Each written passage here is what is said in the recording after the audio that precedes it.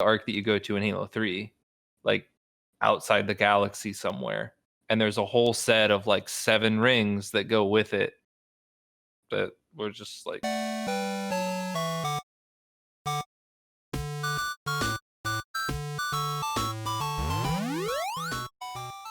welcome to 8-Bit Opinions. By the way, Cameron, really quick, we're starting, but like, what is that from? What is the Wayne's reference World. there? That's right, of course. Wayne's World. Wayne's World. Welcome to 8-Bit Opinions. My name is Phozz. I'm joined here by the boys, like always. And we've got Zidane. What's up? I point, but I think I'm just literally pointing in the wrong direction. Doesn't matter. It's okay. Yeah. We got Zidane. I'm just gonna point in random direction. Stan. Did I get it? Not on my opposite direction. Okay. Opposite direction. Email, aka B-Mail. I'm above you. And Nosferatu Cam. That's right. Yes, aka Cameron. Hello. And this is our podcast where we talk about gaming stuff, gaming news, and just general shenanigans. The title of this is kind of like we're not going to talk about gaming news that much this week because I feel like we hit that too much a little bit. So we're going to talk more on like mechanics and shit this week. So I think that's going to be really fun. And also, anyone watching, welcome to the podcast. Super glad to have you. I had my cousin subscribe to us, by the way. Yeah. We're getting big numbers. It's happening, bro. It's happening.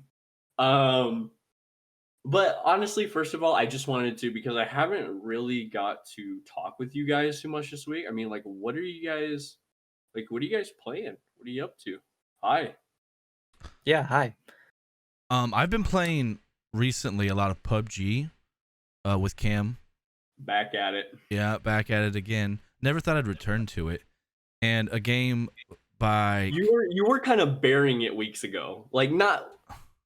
You weren't bearing it, but you were just like, BR. I think more so you're bearing BRs, which I agree with. Like, you still think that way, and I agree with you. But anyways, I'm sorry. Go ahead. Yeah, I've actually been playing a lot of the arcade mode, which is like a team deathmatch, don't hide in the corner type of game mode.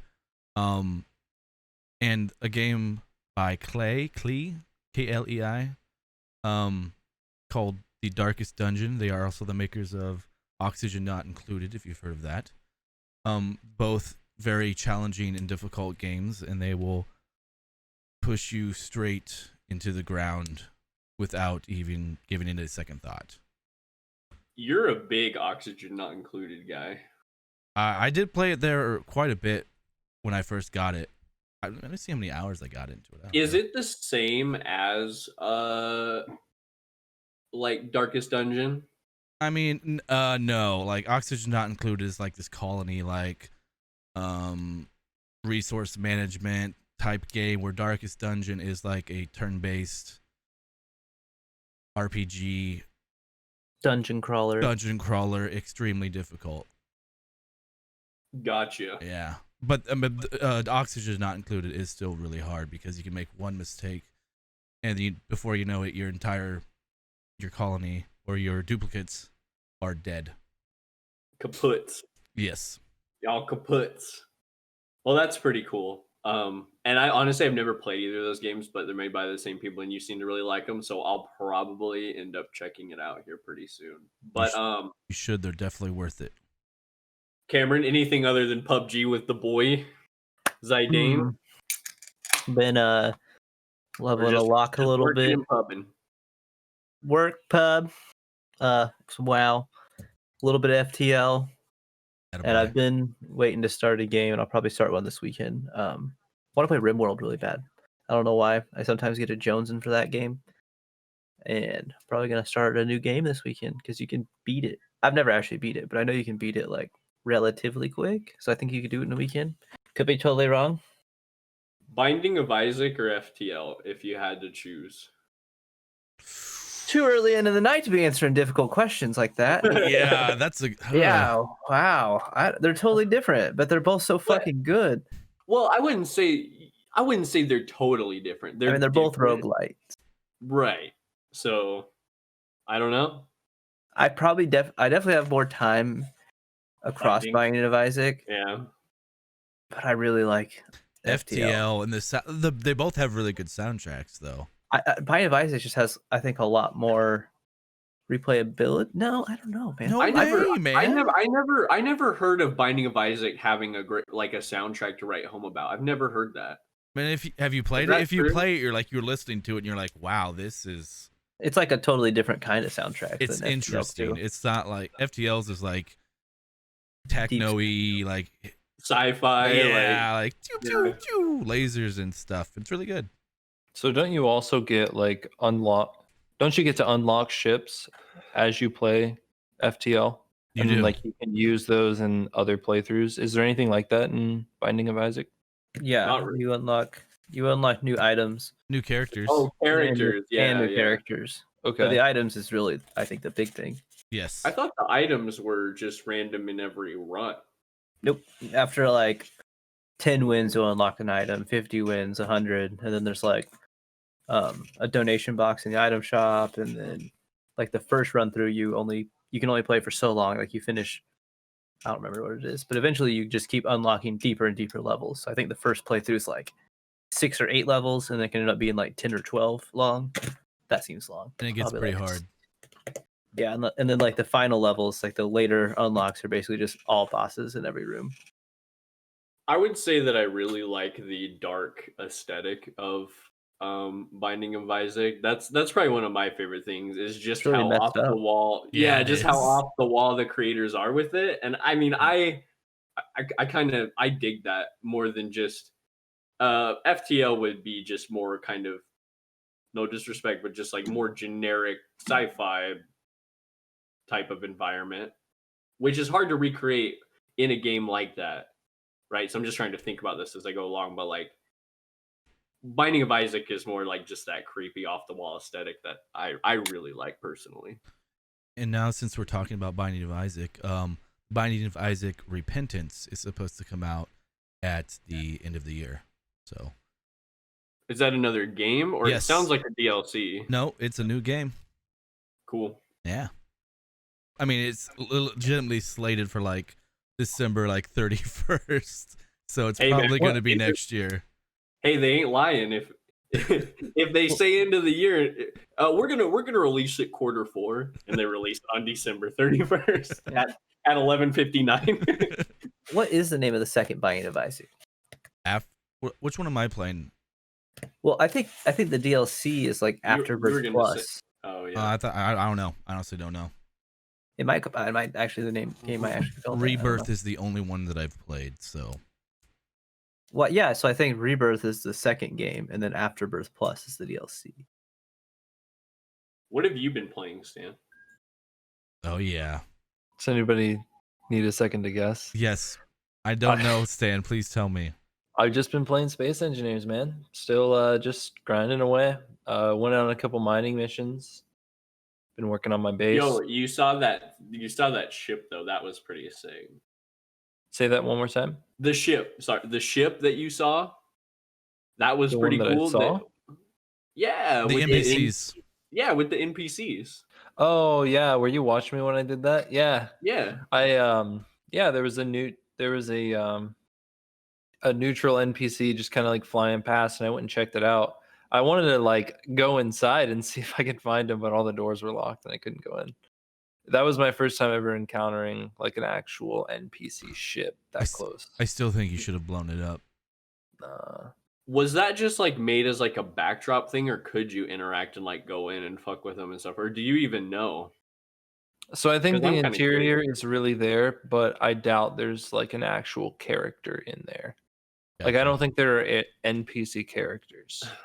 So what did you end up doing when this randomly generated ship came into your universe? I don't remember what you did. All I remember is that it came. Well, I mean, I see AI ships pretty frequently. I see them like clear off in the distance. That time I just happened to be pretty close to that one, so I flew over to it. I just flew up to it, checked it out, looked at how it was built. I thought it was pretty neat. It was just an electric ion thruster ship. Some cargo containers, some solar panels. I hope yours doesn't go out because I just started recording. Just FYI. Yeah. Just nice job, Phozz. Way to roll. But yeah, no, I thought that was really cool. Obviously, that game is really cool. I'm gonna tell you guys a new game I've been playing lately. Oh boy, you're gonna be kind of interested. Mm-hmm. So actually a couple. So my Xbox membership is expiring soon. So I started playing Tell Me Why. Did you get that for free? Sorry, membership when they were doing their thing. So I don't remember what happened, dude, because it's literally like a year ago is when I bought this thing, right? So Cameron bought, like, he told me about the $1 thing. Yeah. Like, you know, and then I did that. However, I had bought a year, but it was also cheapened, and so I could, like, I either merged it or it was like really cheap for a year, but like I don't remember. Okay. Yeah. Anyway, my bad. I mean to cut you off. Oh, you're good. Feel free anytime. But so I've been playing Tell Me Why, which is by the creators of Life is Strange and Life is Strange 2. It's like that story episodic game. Oh boy. And I actually really like it. I think it's pretty cool. Tell me why. I would say out of like all of them, so like Life is Strange is still the best by far. And then the rest are pretty bad. Except The Amazing Adventures of Captain Spirit, which is like a short little episode where he plays this little kid who thinks he has superpowers. It's like awesome. But that and Life is Strange are my favorites. But then this Tell Me Why game is probably like right there in the middle between the good stuff, the shitty stuff like woke Life is Strange 2 and Before the Storm. And then this game's like right in the middle. I think it's pretty good actually. But yeah, so I've been playing that, which, like I said, is just like one of those episodic games. And then I've also started playing this game called Code Vein. I've heard of that. Yeah, Anime Dark Souls. You're playing that? Souls. Holy shit. Weeb Souls. Yeah.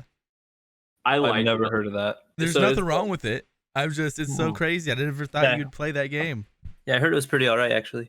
So the reason that I started playing it is obviously because I've been into like Souls-like games lately. But the other thing is that the character customization is like really sick. Like you're so excited right now, bro. What the hell? It is. It's really good. Dude, I spent probably like, I'm not kidding, before I started playing the game, I just made like a bunch of different characters.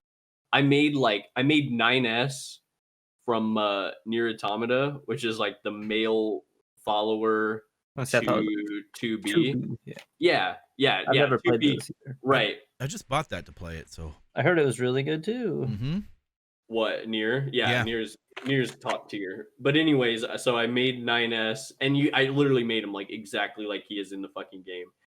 I made Lucina from Fire Emblem, and I don't play the Fire Emblem. I knew her from Smash, right? That's how, because I used to play her in Smash. I made her what? Wait. Okay. Anyways, I made her. I made like I said, I made 9S. I made one more. I saw somebody on YouTube, by the way, who made Berserk or Guts, which was pretty cool. Especially since you can like change the cursor now and the size of the characters. You used to not be able to do that. And but I ended up, so my character this is stupid but kind of funny. So I'm not like a big anime guy, right? Obviously. So I was like, when I was making my character, I'm like, what's the most anime thing I can think of as a normie who doesn't really watch anime? And I thought of Wraith from fucking Apex Legends, and I just made her, and it's really fucking good, by the way. It looks I need a snap of it. I can show you guys. I'll stream it later and just show you guys. But like, it looks really fucking good. It looks like her, because that's the only anime thing I could think of, because I'm not an anime guy. And that's like the character I actually started playing the game as, and I really like it a lot. It's tough, dude. And I think one of the things people really like about Souls games, and this is what's so fun about them, is learning all the mechanics and stuff related to the game. It's a big curve at the beginning, man. You might go to an area you're not supposed to be in. You might be doing something like leveling up wise or something that you're not supposed to do. And it's just that learning curve that people really enjoy, and the struggle. So I made it like all the way to the bottom of the city, and people who play the game will know what that means, but anyone else, it's like, who gives a fuck? But that's like pretty far. and I've been having a lot of fun with it. I think the pairing is like really fucking hard. It is. Game. Because there's a delay in it. Is that what I'm doing wrong? Like, do I need to give it like another second? Yes, you should give it more time than you think. That's what I thought, because if I didn't, I would just start getting romped by dudes. But yeah, it's a cool game. I like it a lot. It's not as good as like Dark Souls, obviously, but it's super fun, and the character customization was awesome. So, not to go off the deep end, but isn't there a bust meter? Well, okay, so there's like, and at first that's what I was saying earlier. It wasn't even like this in the beginning of the game. You couldn't change your character's body at all. Yep. And people were like, well, I want to have like a smaller character. Because like if I had made 9S with the old system, he would have looked weird because 9S is like a really skinny guy, you know? Mm-hmm. But yeah, so you can do like 3 different body types, and then you can kind of bring him in and out. It's not like some games where it's like ridiculous, and you've got these big old titties, but like you can get them bigger. Okay, just checking. Yeah, I mean yeah. So what I had to say, sorry, and I'm really curious what you're gonna think about this. And honestly, I don't even know if it's true, but I feel like the trailer I watched wasn't like fake. But supposedly they're adding Steve from Minecraft into Smash. I saw somebody post that announcement. Okay. People who like Minecraft are gonna like it, but I don't think that really fits into the world of Smash. I think it's really cool. Like, the moveset looks really weird, but I like that they're adding more things. Like, I love Smash. They need more than just Fire Emblem.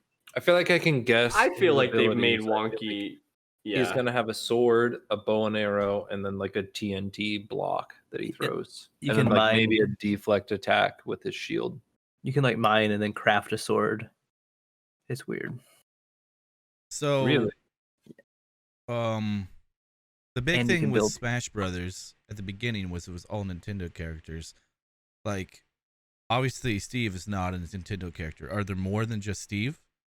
Oh yeah, that's kind of what I was gonna say. That's what I was kind of gonna say, is that now, like, they've really added like quite a bit, because you want a bigger roster every time. That's part of the appeal of a new Smash game, right? Correct. So you want a bigger roster. So yeah, I mean they've got a lot of different characters.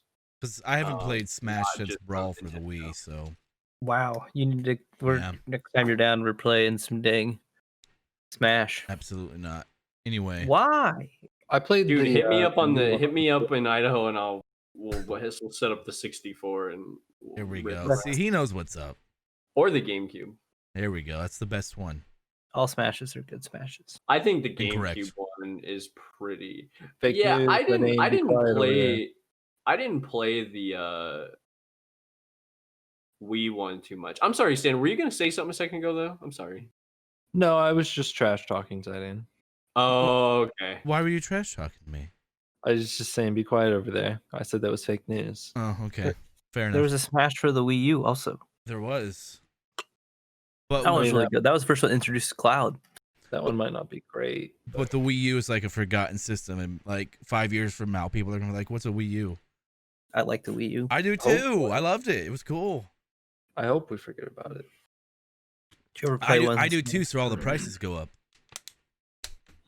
Yeah, they're gonna skyrocket. They're gonna skyrocket either way. Not many people bought that thing. I've never had one. Let's buy them now. Let's make an investment, Zidane. Let's buy $1,000 worth of Wii U's. Time to get on Facebook gaming, or not the system. You don't want to go after the systems. You want to go after the games. Okay. $1,000 in Smash Bros. I'd probably buy the entire library. No, actually, that kind of reminds me. And I said I wasn't gonna talk about new stuff, but I wanted to talk about this last week, and I just want to touch on it like real quick. What do you guys think of people who like Zidane? What's your opinion on Cameron's brother? Scalpers? Yeah. Fucking scalpers. They ruin it, man. Is he a scalper? Is he? I don't know. I mean buying something for a lower price and then selling it for a higher price. Yeah. He hunts it down. By That's definition, what it is. That's what it is. I don't know. I don't know. No, I feel like scalping is like Selling outside the venue, being price real sketchy. manipulation. Or well, like a big thing for scalping now is like a while ago, switches in the pre-orders. Switches were like non-existent in like any retail store, so people were selling them for like $400 or $500. That is that what you mean, Stan? So I don't think who we're talking about is the kind of person who's like he's buying things on release day just to sell it. I mean, he's doing what someone who is like an antique trader would do. He's a reseller. Actually, buy it and sell it. It's worth what people pay for it. He's picking. I mean, I do it. However, he's doing the work. I do it because he's buying like bundles to get more of that. I don't do it to get the highest dollar amount out of a game or a system possible. Yeah, so if you're a collector, those people fuck you up. Yes. Yeah. Well, God, that's why the prices are so high. Fuck them. Anyway, sorry, I got heated. He's just jealous. I don't know. I mean, the desktop audio in OBS got so high when you started talking about scalpers. It was like red the entire time. Hadn't seen it gone up that high yet. Steaming. His blood pressure's up. So, I mean, without people reselling games like that, say for games like GameStop, which honestly do the exact same thing. They do. How else would we get secondhand games without people? So people selling them for amounts that they don't know that the value of the game. I don't think that people are maybe adverse to the way that I don't think people are adverse to the way that the system like the way it's set up right now. I think people are just upset by people who, sell it. I've got an interesting one for you. So he's been buying stuff for like 3 months or something and hasn't really been selling. And then he just sold a whole lot. Okay, I'll just for 10 grand. I was gonna say, don't tell me. For 10 grand, he sold a lot, but he sold it all to this one guy, and he didn't have to pay eBay fees because he messaged him like privately, just like, "Hey, this is what I've got. What do you want out of it?" And he picked through and I said, "Why? Like, how did you get that lucky?" And this particular guy sells stuff on Amazon. Oh man, you're talking about Oh boy. So talk about my brother's obviously taking like. Getting the big amount. He's making a lot of money from what he paid for it. But that guy, he spent 10 grand. I bet he probably makes, $5 grand profit off this if he's selling it that much. He said Amazon prices are insane. They're like double, triple what they should be easily. Yeah. And then the other interesting thing, another person who buys from him often, what that guy does is he has like an Instagram following and he'll post, I think it was a lot of Pokemon cards what the guy bought. And he would post a photo of like what he's got and people would do buy-ins. So say it was worth $100. He'd have, $125 worth of people buying it in, and then he would raffle it. And then one person would get it. So you're just entering he's like gambling them off. So that's crazy, dude. People buy into that? Oh, all the time. I've seen people do like car parts on like Facebook groups, do that all the time. Dirt bike stuff. Like that's a very common thing. I've never heard of that. Yeah, so you just got to get the right amount. So you do it just for a little bit more than retail because everyone's always going to be able to see, oh, you're having this many positions open for this. So they know the odds and everything. So you don't want to go too high because then people know you're kind of like ripping them off. But somewhere you got to make the money. So yeah, you just raffle it. I mean, it's a really good idea. And that's interesting. I just don't see how if you're the buyer, you can... I don't know. You're gambling. You're gambling. What's the buy-in way to do it? So let's say it's $125. Is it like $25 a buy-in, $5 a buy-in? I mean, it could.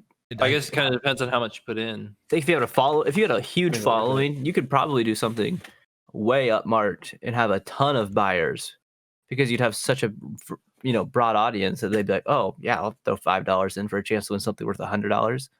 So there could be 20 people in that pool. I mean, I'm pretty sure they would say, only so many people can get in. I got you. Okay. Yeah, it's really. Like I said, I've only seen like car part ones. I've never seen video game stuff like that. But it'd be thinking about it, Zidane?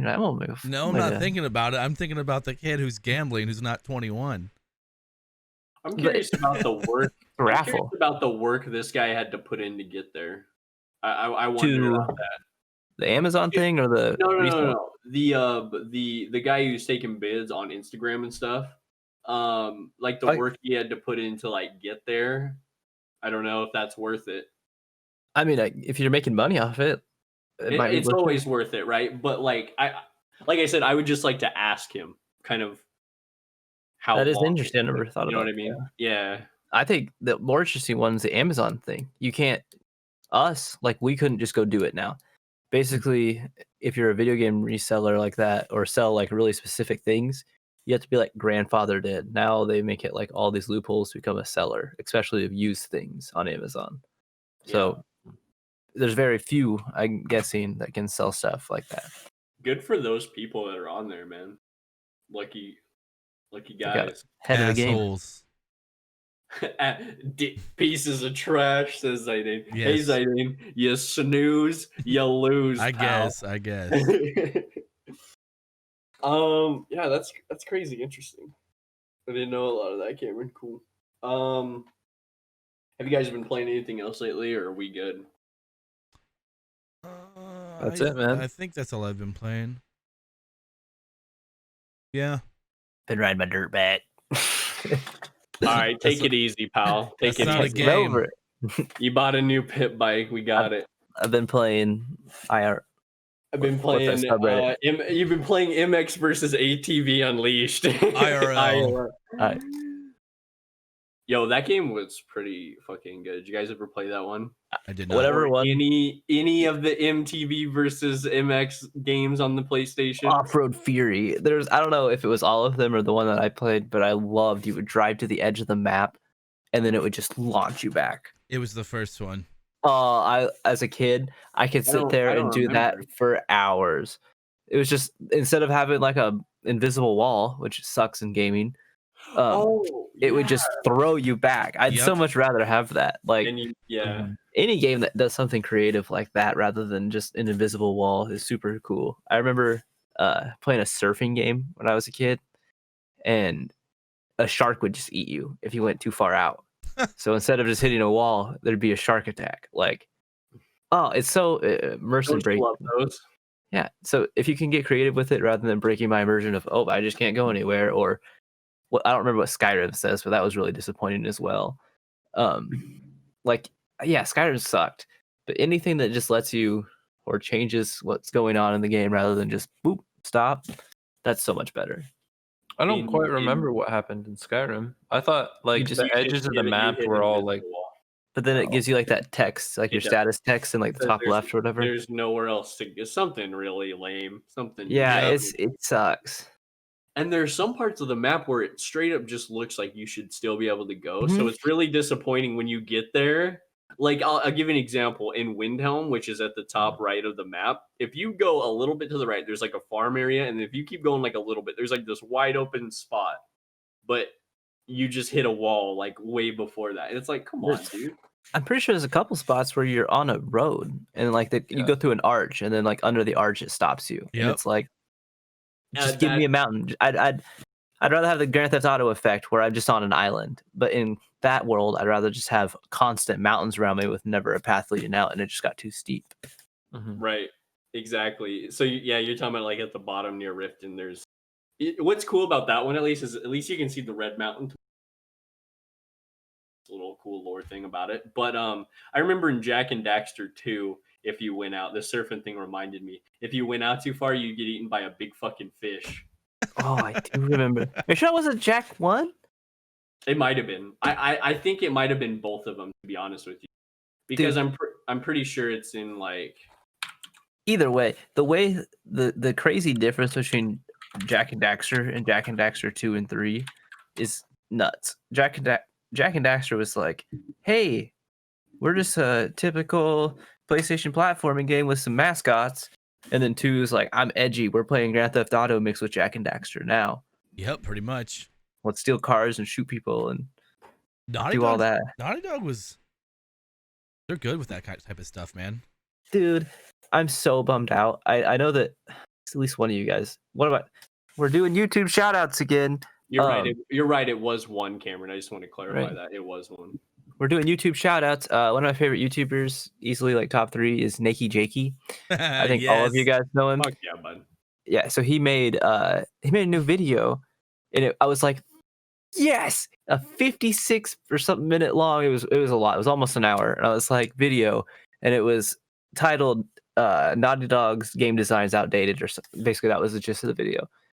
And is that the old one or is that newer? It just came out like yesterday. Okay, well, don't say too much because I want to watch that shit. Yeah, so I watched the first 2 minutes and I was so excited, and then he goes, all right, just so everyone knows, this is going to contain massive spoilers for Last of Us 1 and 2. And I'm like, are you kidding me? Because I'm waiting to play Last of Us 2 right now. Yeah, I have yet to play that. The first one or the second one? The second one. Yeah, me too. So I think I'm gonna play RimWorld this weekend, and then I might have it behind me, but I just have it. I'm gonna have to borrow it from one of my buddies. That's the good thing about having a console, though, is like, man, I don't want to have to pay for the game, so I can't borrow it. Well, but I'm forced to play on the console. So. Steam has that like library share thing, that family thing. You my brothers, Idane? Yeah. I think we probably have a shitload of the same games. We probably do, but we probably don't at the same time, because I play a lot of simulation as well. I mean, do you have Farming Simulator 19? I don't think so. Do you want to play Farming Simulator? Yeah. You bet your ass you do. Who doesn't? Hold on here. Let me see. Me. So Idane says, I got the mods. My trailers have my tractors have GPS, and they farm themselves. They kind of do. I know. He doesn't even play the game, bro. He just starts it up and it does the whole thing for him. Dude, there are so many guys in Idaho that beat your bottom seeing you playing that game. I have 185 hours in Farming Simulator 19. You get respect around these parts playing Farming Sim. Oh, no, you gotta. Yeah, you do, but you gotta play it the real way. I tell you what. Yeah, only farming corn. That's the way to fucking do it. Oh, you come down here, we farm taters all night. Taters! Are you kidding me? We got taters as big as your dang head, Cameron. Son gun. Anyway. Is there any visible walls in Farming Sim? There is. Damn it. Does it kill you when it happens? No, wait. You just run into it and then you have to turn around. You've played enough American Truck Simulator. What happens in that game? Or is there ever? There's lots of areas you can't go in that. What does it do, though? You just like run into a wall at like 70 miles an hour. Does it just stop you, or do you like crash? It like stops you. You kind of crash. I don't remember. Is there damage? I don't remember if it does damage. It's been a while since I've played. But there is damage to your vehicle? Yes. Oh, definitely damage to your vehicle. You can destroy it to where you can't really move. I need someone else to give me one more cool invisible wall thing in a game. One thing I was about to say, Cameron, this isn't cool though. This is like kind of like something that I was disappointed about, and it's related to Bethesda, is that I remember in Fallout 3, it literally just says like you cannot go any farther in that direction. That's literally all it says. That's probably the same thing Skyrim says. I think Skyrim says something a little different, but go ahead, Sam. Well, I mean, you want one more example of invisible walls. I feel like Halo 3 is a really good example of both that and non-wall barriers. So there were a lot of maps in Halo 3 where there were guardians that would just blow you up if you got too far out of the play area. What was it? Sandtrap had the landmines, and then Snowbound had the freaking just massive turrets that would just spin and shoot you. Mm-hmm. Good call. I love those. What was Sandbox? What was that? The late DLC, like the last DLC for Halo 3. Like Foundry, but in the sand. No, you're right. Foundry, but in the it's sand. Sandbox. Sandbox? Yeah, that had something like it too. What did they like laser you? I think so. I feel like they did.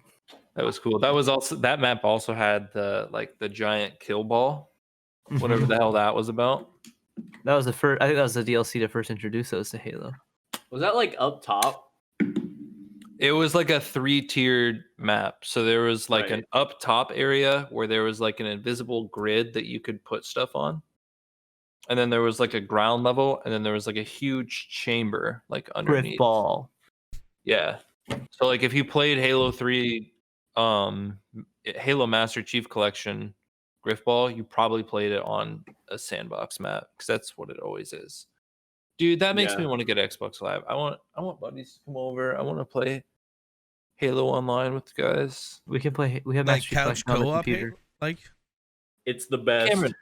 Cameron, sitting next to each other, couch co-op. Yep.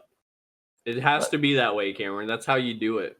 That's how you. Dude, that's the only every single weekend, me and my fucking friends would play Infection and Slayer and all that shit in Halo in like our friend's basement. I took my Xbox 360 to his house probably 100 different times, probably more than that. Just to we gotta make it happen, so. Cam. We can do it. I gotta say. Go ahead. No, you guys keep going. Live. We're gonna play together, on and off. That's gonna be a little difficult for me, boys. So my buddy, whenever we were kids playing World of Warcraft, like 13, 14 years old, he used to put his whole old school desktop and monitor in a laundry basket, put it between his feet on his moped, and then ride to my house. Respect, dude. That's fucking amazing. Are you kidding me? That guy's a fucking stud. Me and Jordan, we would haul big laptops, and we thought that was a big deal. But this dude's fucking taking his whole fucking desk. He still used that computer for his business up until like 6 months ago, a year ago, I don't know. And it finally died on him. His hard drive was crashing. Like, dude, you gotta move from Vista to freaking Windows 10. Rest in peace. Pretty sure Vista was on it. It definitely wasn't even 7. Just give up on it. Vista's such a horrible operating system. Wow, on Vista. It's pretty wacky. That was bad. So I was gonna say that another invisible wall would probably be fucking and this we kind of touched on it with Halo, but like literally probably the worst invisible walls are in fucking multiplayer, dude. Like if I get hit by an invisible wall while I'm like playing an online like FPS, that fucking blows, dude. And I remember in like some of the Call of Duties, like World at War, there were spots like it, dude. It's like a fucking car, like where in Modern Warfare 2, you could get up it, you could go up and around. You literally just, and then you fucking die. For real, and it's so tilting. That's. You just, hey, can I get up here? No, I'm fucking dead now. Thanks. And it's just fucking tilting, man. So that's probably one of my least favorite because it's literally like an invisible wall in a competitive environment. I mean, fuck that. Because in like Skyrim, at least you can literally pause the game. A single player game doesn't matter. But in Call of Duty, fuck that, dude. Yeah. I'd much prefer the games that have like just give me water on the outside of the map. I don't care if I'm playing on an island or like, you fall off. It's just into the world, drop off to nothingness. Like Smash, you fall off the edge of the map, you're going to die. You go off the screen, you're going to die. Like I'd much prefer that to invisible wall. Look at Dark Souls. I agree. Definitive edges. That's pretty much the whole. Yeah, like when I think about it, it's a little fucking thing, huh? You either drown or you fucking fall and die, huh? Like I'd prefer that to an invisible wall, though. 100%. You'll remember, or just a literal wall. Like that'd be fine with me too. A mountain. Except when I get trolled by those fuckers in Dark Souls and like the boss before the centipede, they put a little word thing on the ground and I go to it and it literally slides me to the corner like I'm like playing Tony Hawk's Pro fucking Skater all of a sudden, and it slides me all the way to the end of the like room, and they literally trap me in a corner because some dude thinks he's funny. He's trolling me. I remember that. Yeah, that pissed me off. I honestly, dude, I wasn't even pissed off. I was like, that's good troll. Yeah, respect. I remember when you were pissed off because you just fell off the map in Dark Souls when you opened that door. Dark Souls 2. Oh, fuck that game, dude. That game's yeah. We'll get into it another time. Yeah, I don't want to do that. We're not a Dark Souls stream. We only pretend. Oh, it's a lie. We pretend we're other stuff, but we're all just fucking. I don't even think we. Honestly, not me. I can't help it. Stan's not. I didn't watch a whole video the other day just because the end of it was Dark Souls 2 is better than Dark Souls 3. Yeah, that I watched Did like you a 20. laugh at least? I did, and I was like, "Fuck you, Cam." Did you watch that? Cameron, did you watch that video I linked to you from that guy Mahler, who's got like a big fucking like essay on Dark Souls 2? You should watch that because like that guy makes really good videos. So I feel like I haven't seen his Dark Souls 2 one because I want to finish the game first, obviously. But like, I have a feeling that video, and it's in defense of the game. So like, I would love to hear it once I finish the fucking game. I feel like I started it at least because we've talked about it a couple different times. Should definitely watch it because I just feel like he gives the game a lot of credit that a lot of people don't give it, and you, the fanboy, would definitely appreciate that. I like me some Dark Souls 2. I like that little like, hey, we're gonna talk about invisible walls for a minute though. Sorry, I loved that, dude, because I got excited about it. Hell yeah, we should have thought about that as a topic beforehand. But shout out to you for wanting to do that. Episode 9, Invisible Walls, like, comment, share, and subscribe. I'm gonna tell you right now in the middle of the video, so because you're not gonna watch it till the end. We need them numbers because I'll get excited about it. Dude, I got my cousin. We're good. I know I'm amped, even though we know I assume we know most 95% or 90%. We don't have enough to put that 5 in there. 90% of our subscribers, I bet we know. I bet there's probably like 1, maybe 2 out there that we don't. Hello. Thank you. Time. Appreciate it. Man, we couldn't do this without you. Rome wasn't built in a day. Yeah, we couldn't do this without you. I appreciate you. Hit us up on our non-existent Instagram, Twitter. Hey Cameron. Thought the end of the episode. I'm sorry. Let's bring it back a notch, pal. I'm just excited. So are we good? I'm good. I think we're good on that. Good. So now I just kind of wanted to, I guess, bring it over to you real quick, Sam, because you were talking about like saves and shit. You're talking about saves and shit. And I wanted to know like your opinion on that, basically. Because you're talking about saves, you're talking about autosaves, and then I've got a pretty good, at least what I think as someone who likes RPGs and storytelling stuff, I've got a pretty good topic for us, but I did want to hit on this saving thing because I got some shit to say. But yeah, I think it's interesting. So what prompted it? I was hanging out with Zidane pre-stream, and I was doing some nonsense in Space Engineers, and I crashed a ship and completely blew it up. I just did something really stupid, blew a whole bunch of stuff up. So I just like left the game, didn't save, and then I can just go load the game. Oh, I remember what it was. I went AFK for probably like 10 minutes, and I came back and I had died, and my space station ran out of power. So I respawned on my station on the planet, like forever away with no way to get back up there. Well, wouldn't that be left cool? The game.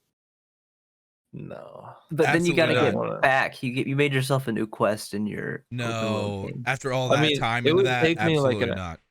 It would take me an hour or 2 to get back. It's not too bad. That base that I have there, but there's no reason for that. It was just like AFK. So like I left the game, and Space Engineers takes like a backup, like every probably like 5 minutes, and it keeps 5 at a time. So as you play, you have about 5 minutes of backup or something. So like I was able to, like, I just left the game and I was able to load a backup from like right before I died, and I would like went and kicked on an engine and got the reactors on to get some power, and it was all good. And I was thinking about that. I was telling Zidane about it, and I was just comparing that to other creative games like Minecraft, where Minecraft really has no such nicety. Like you die, you lose all your items. Space Engineers the same way. There's no auto save mechanism. It's actually kind of a pain in the butt to save your world. Like what I would have to do is you save your game under like a different name every once in a while. So you have like multiple copies of it that you can go back and load.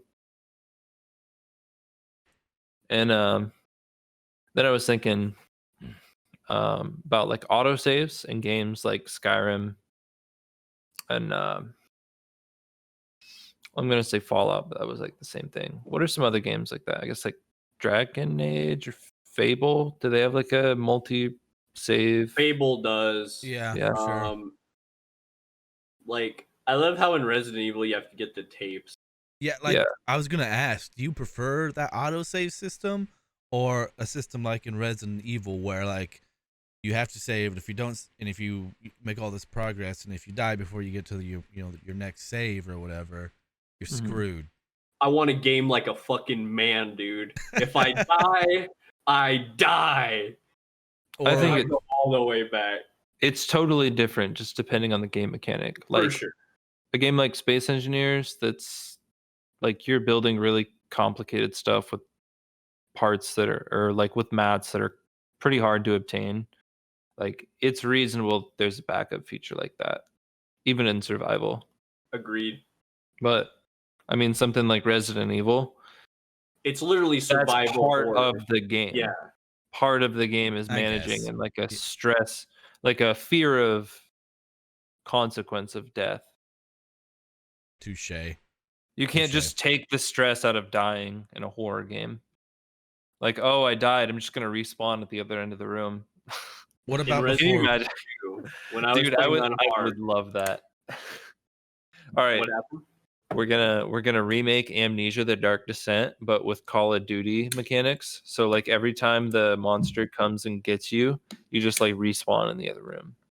Just like keep running. If it's Call of Duty, as soon as he gets you, you're gonna spawn right in front of him, and he's just gonna farm you. Get you one more time, yeah. Yeah. Absolutely. What about when games see what I mean, didn't have saves and like you just played through it? Let's like.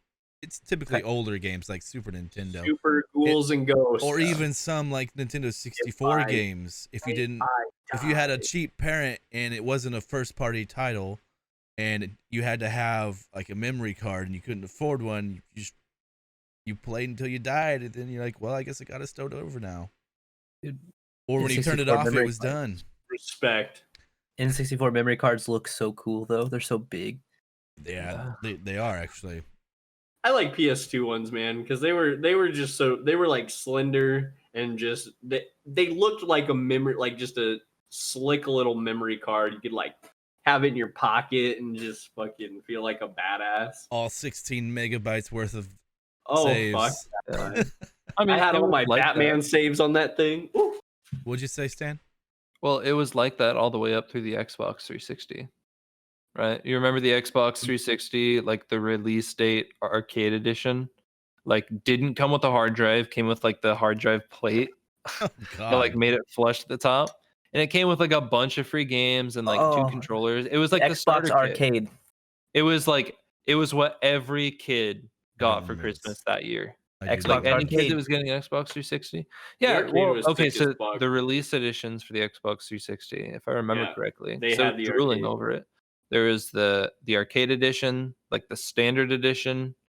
I think the Halo 3 edition was later.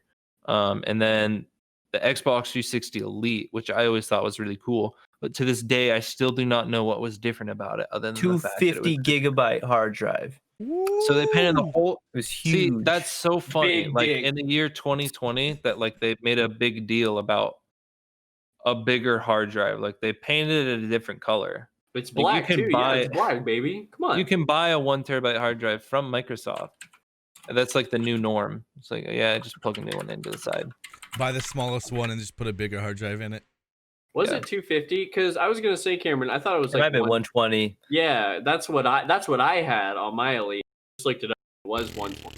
Was maybe there like the very last was maybe or something? But either way, 120 or 250 is very small. Like, I mean, not then. I was gonna say I didn't really feel it back in the day. Like I literally downloaded Mass Effect on my whole on that hard drive. I played the whole game. I thought that was so fucking cool. But I play all my games like that way now. But when I downloaded Mass Effect and played it without anything, I just literally went to the dashboard and clicked it. I thought that was so fucking cool. So I've shown you guys that Xbox I modded. the original Xbox, I swapped out the hard drive. I put like I want to say, what's like the normal 100 to 200 range size for like an old style, like Western Digital blue hard drive? I want to say like 120, 160. Yep. 120, 160, something like that. Yep. Like a laptop drive that I had laying around. I put like pretty much every game I could think of on there.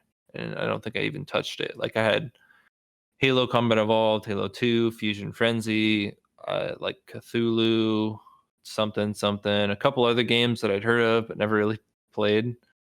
I mean, it was really cool. What were you gonna say? Way different. I was just gonna. He was talking about stuff that was cool with the Xbox. What I thought, like the original Xbox, when I don't think I ever owned one, but I think I borrowed one from a friend once. And the fact that you could like rip music CDs onto your hard drive, you could. and like you can like play music while like as a teenager. What is fucking cooler than that? Like seriously, it was so cool. I was rocking out to Take You Back Sunday, playing fucking Burnout 2 Revenge. Like with arms wide open. Green stream. No. It was so cool. That is really cool, but you're totally missing the mark here because the 360 was the absolute best of that. And I'm talking about the original 360 experience where you had like the sliding menu. Mm-hmm. So like you press your home button in game and it paused the game and you had your thing. Like your player would just slide out from the side. Yep, I did do that. I remember. It had a sick visualizer too. You remember that? The 360 visualizer? Yeah. I had a nostalgia rip right there when you said that sliding menu that came from the side. I have butterflies almost because dude, it's slick. Just like one of the final tabs was your music player, and you could just play music from it. That's so cool. Like, do they that still was do way that? cooler. I love that experience. No. Well, I think you just can buy still play Spotify. music over your game, but you can't rip it. You have to play through like a streaming service. That shit out of here. I don't know if you can do it at the same time though. The music player on the original Xbox though, that green weird stuff. I was a child. It freaked the shit out of me. I don't know why. It was kind of spooky, wasn't it? Yeah. Look at this photograph. The original Xbox was shut spooky. him up. Every time do you remember the dude like because you had a bad day? The power up animation. I'm sorry, Stan. Go overpower him, Stan. Overpower. The power up animation for the original Xbox, the crazy green goo. Yep, I remember. And it looked like an alien machine. It did. It was crazy. I mean, that honestly, it was a little spooky. It freaked me out as a kid. But then it made Grand Theft Auto San Andreas, so I mean, it took it a little less serious. I remember being a kid and like being at friends' houses, and either the movie ended and you sat there and watched the DVD title screen all night long if you couldn't fall asleep, or when you'd randomly wake up in the night, you'd be like, "Oh God, this Napoleon Dynamite's still playing. I've listened to this song 35 times." Or it would be stuck on that spooky fucking home screen. And you'd have to look away from the TV or cover up your head because you don't want to see it. or you could just turn it off. No, then it's dark in the room. I was a little pansy as a child. Cameron's a puss. I don't know. I thought so.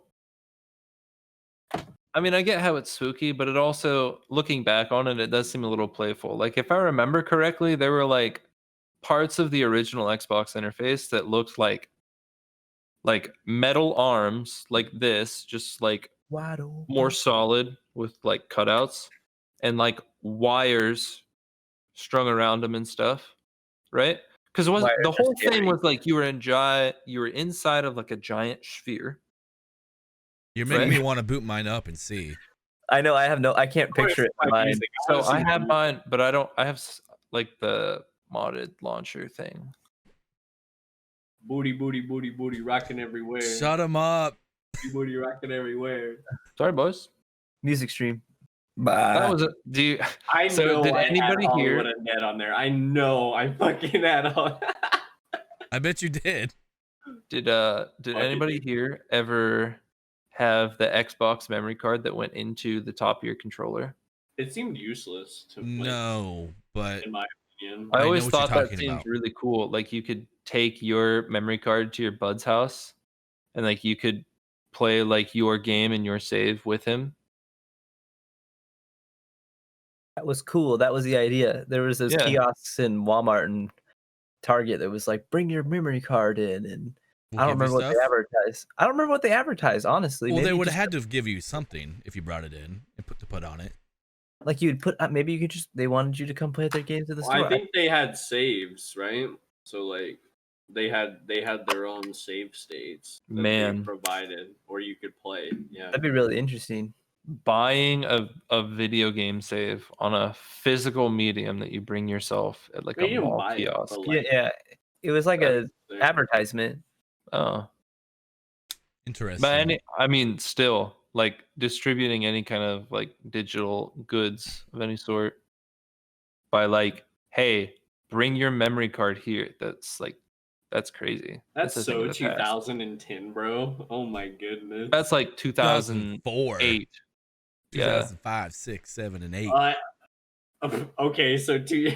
Maybe like 2000. So I mean, even by like 2007, Xbox Live for DLC and like cosmetics and crazy shit like that was becoming pretty normal, right? I mean, I know live it in was a small town, dude. I wasn't getting the memo.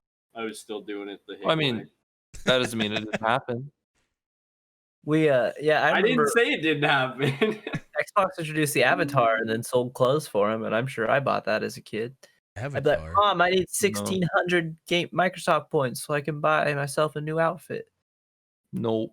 Do you guys, speaking of like saves and everything, do you know another thing that I really liked? I was playing, like I said, I just beat KOTOR 1 and 2 lately, and I really liked when you could like do a personal name to your save instead of just like it saves. Auto save 1. Yeah, or just like save 1, 2, 001, 002, 003. Yeah, like I really like in KOTOR, like I literally named all of my saves. So they all say something different. Usually it's something stupid or like a joke or whatever, but like they literally all have their own save names so that when I go to load and I look at those saves, I have like a reminiscent memory of like what I was doing at that time and what was going on in my mind. So I really like that, and I wish they had more of that now. I was going to say there's a lot of games that actually don't have that. These days it's pretty much non-existent. Yeah. You literally just hit save and it just does it. Yep. Which takes away the creativity, and I don't like that. So Pokemon save where you gotta wait a minute. That's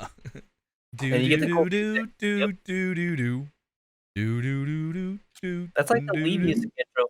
So here's another fun mechanic I just thought of on my way back from the Porcelain Throne. So game saves as a mechanic to exploit the game. So the first thing that comes to mind is, you remember in Halo 3 in Forge mode, that was how you would merge objects or like glitch the map or do crazy crap like that. Like so like if you trip mines and then you blow them all up, eventually they stop beeping, and then once you do that, you can leave the boundaries. Yeah. And then you could build out there, and then you can save it, and then it'd still be out there, I think.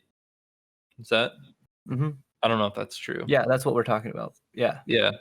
But anyway, at least crap. What was the other game I mentioned? Or Forge mode. That was the other thing I mentioned. So like you could place an object, and then you could set it to like, you could set a respawn delay, and then you could put another object like where it would be, and then like restart the game, and the objects would spawn like through each other, and they wouldn't collide. So they just make like one solid object. People use that mechanic to literally make like whole maps. It was really cool. Did you guys ever play?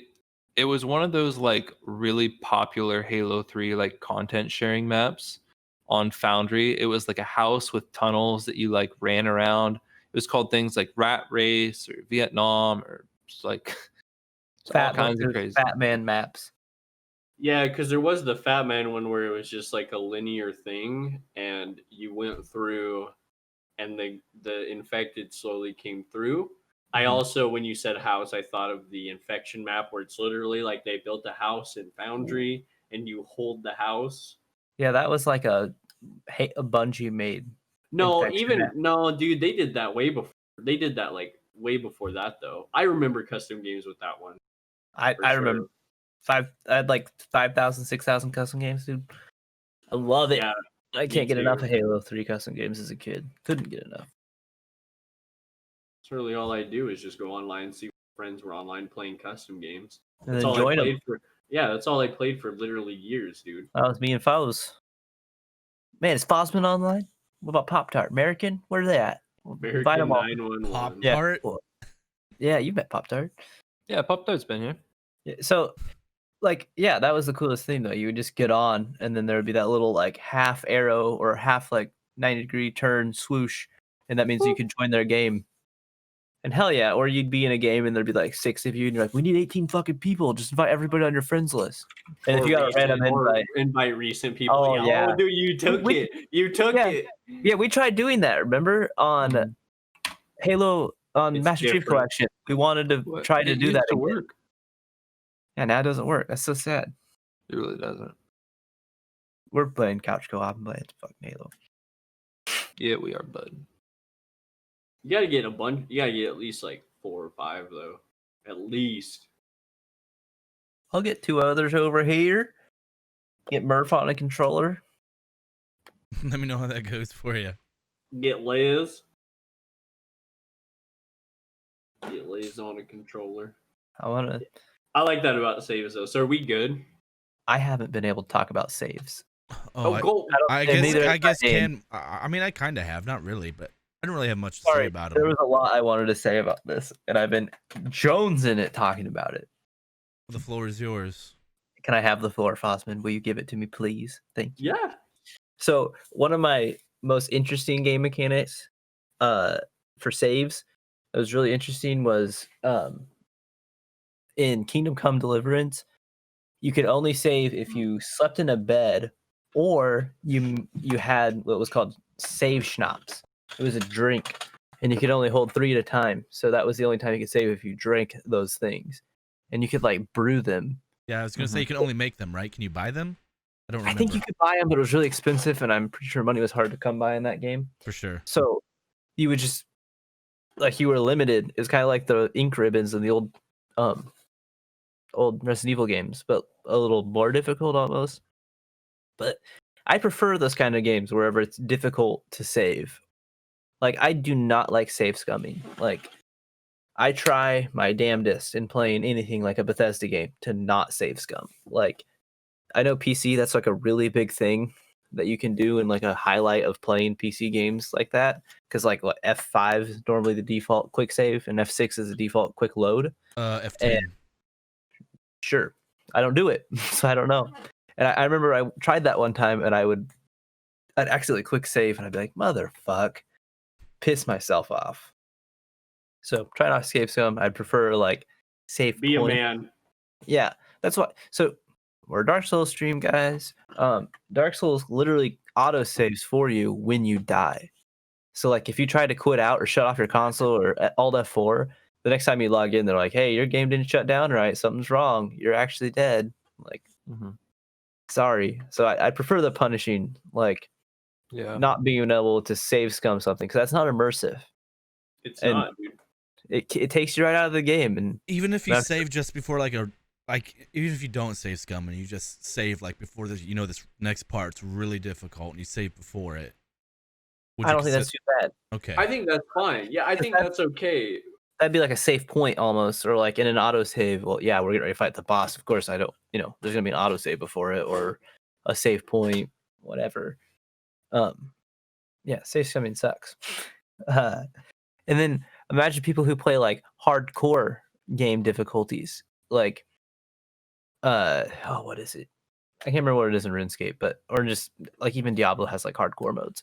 If you die, your character's deleted. Like permadeath is awesome in my mind. Get him out of here, because it's like this guy stinks. You're gonna just die. Like. It's over. There's no safe scumming that. There's no safe scumming permadeath, because those are like online games.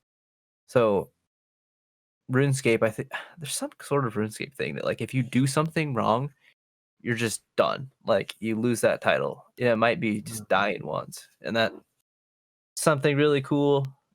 And then one more thing. So I'm trying to hurry through this list because you're fine. The other thing we talked about it last week, or I think I brought it up last week, was like it meant so much more to me when I was younger to have my saves. Like now, gaming's almost more of like an experience or like a I played through whatever. Now I don't really mind that I don't have it anymore. Like I beat it. I have that memory. But it's like it is cool to have those things. Like I'm sure if I went and bust out my PlayStation like memory card and stuff, assuming it's not all just corrupted, like even to go back to like a Kingdom Hearts save and be like, oh, I'm level 76 and I'm in this town and I have all these abilities, like, or old Dark Alliance or Baldur's Gate games, like, oh, look at all this gear I have. That's so much cooler than, not caring about it, because I don't care about it as much anymore. And I wish I did. Like, that we did do Minecraft backups, Dan. You said it was relentless, but if we really wanted to, we could always go back. And we did go back once, didn't we? Because some kids started destroying a bunch of shit. Yeah, we did. And I think we had to go back a couple times. So I think how companies or developers handle the saves in the game says a lot about it. Like maybe that's why I've been in a roguelite so much lately. Like there is no saving. You got one run through. You can beat the game in one setting. I think that's super cool to just be able to sit down, finish a run through, and just be done with it. 45 minutes and done. Yep. And then if you want, you can go do another 45 minutes and do another game. Like obviously that's not going to be the preferred thing, because I would enjoy like a really long game and whatnot. But no, save have to be difficult. The one time I think it's cool to, other than nostalgia's sake of saving a game, is like in a Bethesda game, we always go back to these, but it's like, all right, if you're going to join the railroad, you can't join this. So you better save like right beforehand. So I have like, I've been playing this path, but now the game can't be linear. So I saved at this point because now the game's going to diverge into two different directions. So let's say I ended up really hating this, or I didn't want to go start a whole new game and play the 10 hours to get back to that point. I can reload that save a month later and then start from that point, and then I can go take the other path to see what that's like. In that kind of situation, I usually just live with my choice. Me too. I do too, but it's nice to have the option. And that goes back to, you talk about KOTOR, like where you could name your save. So at those diverging points, you could be like, okay, and then name your save something that you would remember. Be like, oh, okay, well, that's where I need to go back to. Because, I mean, some games will hold, like I said, you can go up to 0873 and have 873 saves. It would hold all 873 of your saves. I don't know why you'd want that many, but games do that, and it's super interesting that they can do that. Like, I want to know what the coding is in there to be like, okay, well, they were at this point. Save states are just wild. Sorry, I just keep ticking off really here, and I think it's super cool that emulators can make save states just like that. Yeah, just like that. So it's just quick save, quick load you could do. Or, if you just wanted to sit down and play something like one of those old games where you could just type in like a code, because I don't think you ever said that earlier. A password for your save state, password like for that levels. level. Yep. Yeah, so it's never the same though if you ever use one of those, because you don't have the same amount of ammo, you don't have the same guns. A good one for that would be like Super Nintendo Zombies Ate My Neighbors. Oh my goodness, that's what I was just getting ready to say. Exactly. Oh my goodness. Yeah, that's so, because you wouldn't respond with the same weapons that you would have had prior. No. That is you read my fucking mind, dude. We have a connection. I love that game. But yeah, you wouldn't come back with the same stuff, and I feel like you'd be much more underpowered. You would. When you would reload one of those saves. And yeah, it's just really interesting. So rather than having to use the passcode in an emulator, you could just save state that and be like, okay, well, I'm going to come play it tomorrow. I'll just reload my save state. Super cool. Zombies Ate My Neighbors is good. It's a great game. Fantastic game. Do you guys remember anyone who played like 360? Remember that game? I made a game with zombies in it. Hell yeah. I made a game with zombies in it. That's literally the title of the game. There's a 10-minute song that played in the background that would loop. that this guy made. He made the game, he made the song, and like literally looped. And all it was a.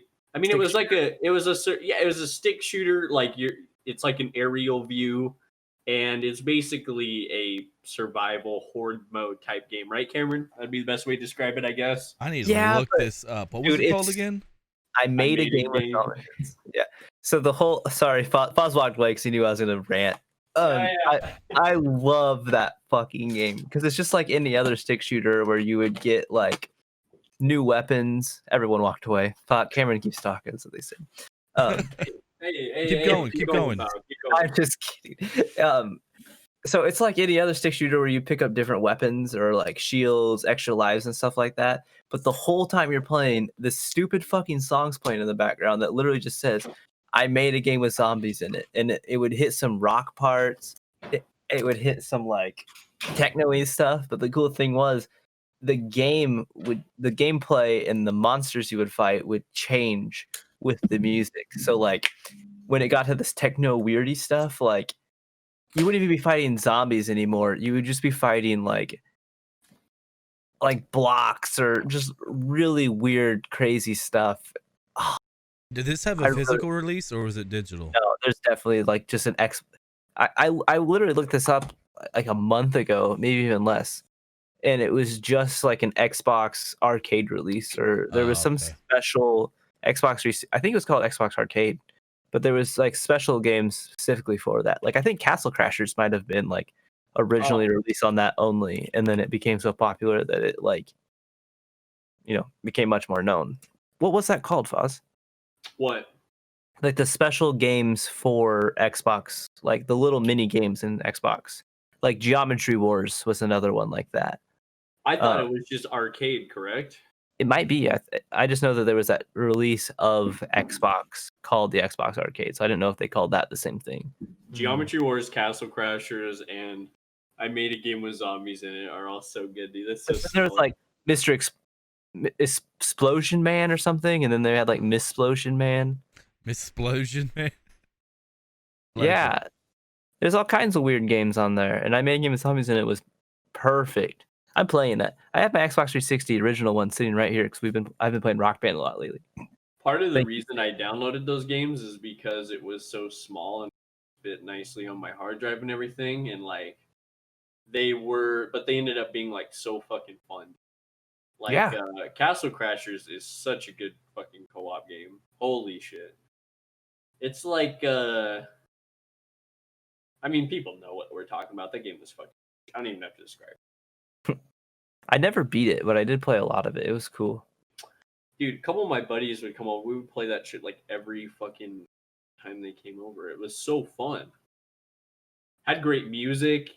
The enemies were really fun. Like you just kept ripping and going. Yeah. You murdered each other at the end, like in the duels after bosses. Yeah, that was cool. Shoot, I was trying to think of a different game, but I cannot think of it. It's where there's like the chick and you guys kill. It's on the Super Nintendo. Like you save the chick and then you fight each other and then. Are you sure that's just not Castle Crashers? No, I mean it is in Castle Crashers, but I was trying to relate it to another game that I can't think of the name. I do not know what it is. I know. I want to know though. I can't think of it right now. Sorry. But yeah. We good then? So are we good? Yeah, I had to talk about it. He ranted. Good. Good. Hey, you know what, Zidane? Sometimes you just gotta let it rip, you know? You yeah, get that. I get it. I understand. So kind of a nice transition, I would say, because the next thing I wanted to talk about. So like I've been on kind of like a story game kick and stuff lately, and also like I don't know, I'm just a big RPG and like lore guy. So I wanted to kind of ask you guys like what's your favorite video games that have like an amazing world? Halo. Or like really good lore. Halo. Yes, all of the above. I feel like he can go on for hours about Halo. Yep, someone else go first. it does have really fucking good lore. I would say, what would you say is better, Stan? The world building in Halo, like the world, the universe itself, or the lore on it? I would say. What do you mean? The lore of it or the world building? As in like the in-game experience of world building? Yeah, so well, I guess I could see how that question's kind of weird because they do coincide. But like, you know what I mean by the lore, right? The the parts not in the game. Yeah. Like the history. Like the history, the backdrop, everything that sets up to what you're doing, right? Yeah. And then the universe, that question can relate to both, like, I guess that question mostly relates to like the actual game you're playing, right? Okay. Yeah. So let me give you a really good example really quick while I still have it on my mind. So Halo 3 is a very, very lore driven game in the campaign, actually. So it starts off with the Covenant. Spoilers for Halo 3 if you're listening to this in 2007 somehow. So Covenant finds Earth, yada yada yada. They go to Africa, they tear a bunch of stuff up. Oh my god, there's a secret Forerunner ship there the whole time. The Covenant take over the ship, they get on it, they figure out how to fly it somehow. They turn it on, it creates this giant portal. They fly through that. UNSC and like the elites that have like joined the UNSC follow the rest of the Covenant through that portal and they go to the Ark. And the Ark is like, so the prophets are trying to find, you remember the end of Halo 2, right? After you beat what's his name? Brutus? The Brute?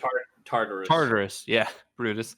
After you beat Tartarus, Johnson asked the Monitor, where would someone go to activate all the rings or something like that? And the Monitor is like, well, the Ark, of course. And that's where they go in Halo 3 is they go to the Ark. But when they go there, they don't know where they're going. So that is the campaign level. I think it's just called the Ark in Halo 3. It's literally called the Ark, yeah. Yeah, so you start in space and you come out of this giant like portal in the sky over this like just absolutely humongous structure. It's like, think of it, a space station so large that there are terraformed surfaces on it. Kind of nonsense. And that's what it is. And then the beginning of the mission, one of the Marines looks up at the sky and says, hey, look up at that. Is that? And someone else cuts him off. Yeah, stay focused or something like that. And it's our galaxy. And that's the first time it actually tells the player like that portal took you out of the galaxy. And that's all super lore consistent too. Like there are tons of little touches like that all throughout all of it. So I know the Ark is probably one of my favorite levels in Halo, actually in Halo in general, just because of the design. Is like it's like a vehicle. Well, first it's like a sniper map, then it's a vehicle map, then it's a tank map or mission, then it is again you're on the ground, then it goes back to vehicles, and then back to boots on the ground, and then it's different weapons every time. So it's just a really well made campaign mission. But the other reason I like it is because it has one of my favorite quotes from White, which is one of my favorite characters in Halo. The Elite, White. Yeah, like the Arbiter's pal. Yeah, the white guy. Yeah. He's like the shipmaster. He's like the admiral. Yeah. Yeah. And he's like, because like the elites are telling them like the brutes outnumber us, whatever, yada yada, and he's like, then it's an even fight. Yeah, I remember that. What does he say? You cut out. He says like he says how the brutes like say it's just like outnumbers us, and then he says, well, then it's an even fight. Yeah. All right. So you want to know like just a fun fact about the lore of the Ark that I think you'll find really interesting and surprising? Lay it on me. There's actually 2 of them. There's 2 of the whole set. There were 2 different sets of Halo rings. There was the greater rings were the first ones built, and they're 3 times the size of the ones that you go to in the series. The greater rings were too big, but there's a greater arc, just like the Halo 3, like outside the galaxy somewhere. And there's a whole set of like 7 rings that go with it that we're just like, we don't know. They're 3 times the size of the ones that we've dealt with. I don't know what happens to those. I remember them from the lore, but they're never really, I haven't seen them mentioned again since then. That'd be cool. They could go fuck around with the greater arc in future Halo games. I can. So I totally agree, Stan. The lore is great. Sorry, go ahead, Zayden. I was just going to comment, I guess, kind of go next, I guess. I can effectively say, like, besides, I'm gonna bring it up, Dark Souls. That's like, yes, that is like Dark Souls, it is the only like video game that I've like. I didn't really get that deep into it. I watched a couple of videos to learn some stuff, but like lore wise with any other game, to me, it's just, I don't know if the game never like sparked my interest or whatever it was, but it wasn't important to me, or it just wasn't that interesting, I guess, that it made me want to learn the lore of the game. And Dark Souls was the only one, I guess, to do that. What was his name again? His name is Daxter. Daxter. From the guy. Everyone has an animal but me. I can't help it. He just came here like this. I can't do that. I get what you're doing. I can't do that with him. He's a puppy. He can't do that. But yeah, So, go ahead. Zidane stole my answer, everybody. Team Zidane took my answer. But that's exactly what I was going to say, basically. I might be drawing a blank on other games right now. I mean, I think all games have somewhat interesting lore. Like maybe I'd say Resident Evil. I've watched lots and lots of Resident Evil videos. I was never nothing Resident Evils, but yeah. But nothing's ever like, or Silent Hill. That's another good one. I guess nothing's Silent ever piqued my interest of like wanting to read into or watch more videos about a game than Dark Souls. Like, yeah, I get it. You can read it. So if you don't know, item descriptions of like weapons and armor and in-game items will tell you the lore of the game. And if you kind of piece those things together, I'm not getting that much into it, but other people out there on YouTube have. And I've watched hours and hours of those videos, and I think they're so good. But they don't, like, nowhere do they just come out and say, hey, you know, you can learn more about our game if you just go here and read these cards that you can like unlock, link your Bungie account, do some weird stuff, and you'll get that's stupid. Dark Souls was so just confident in themselves that they were just like, all right, you know what? We're just gonna hide our lore and never tell you anything. Like, there's not cutscenes in the game. There's nothing like that. There's some cutscenes, but not nothing that really talks or. They're just little. They are cutscenes. They're commercials. Hey man, that's what you call them. I know. So they don't tell you exactly what's going on. They don't talk to you and explain what's happened in the past, whatever. But that's where Destiny varies so much. It's like, here in your face, we're gonna come here and read. Like, of course I don't want to do that now that you're telling us that your lore's off game, or like it's even on a separate website. Like, I think Dark Souls would be the same way. If they're like, hey, if you just read our item descriptions, you'll get the lore. Like, people wouldn't want to do it then. But like, people did, and it was cool, and they really liked it. So it's badass. I guess another game that I really got into lore-wise was Silent Hill 2. So I guess those are the only 2 games for me. Well, every monster has lore that depends on how the dude was, and that's so cool that they base every character off. Like, I can't believe I haven't thought of any other games right now where I'm just like, there's just nothing coming to mind. Nothing, you know. I love Minecraft lore. I have like 3 that I'm thinking of. What you got? What else you got? I'm surprised we haven't thought of him, because Phozz is a huge fan of World of Warcraft lore.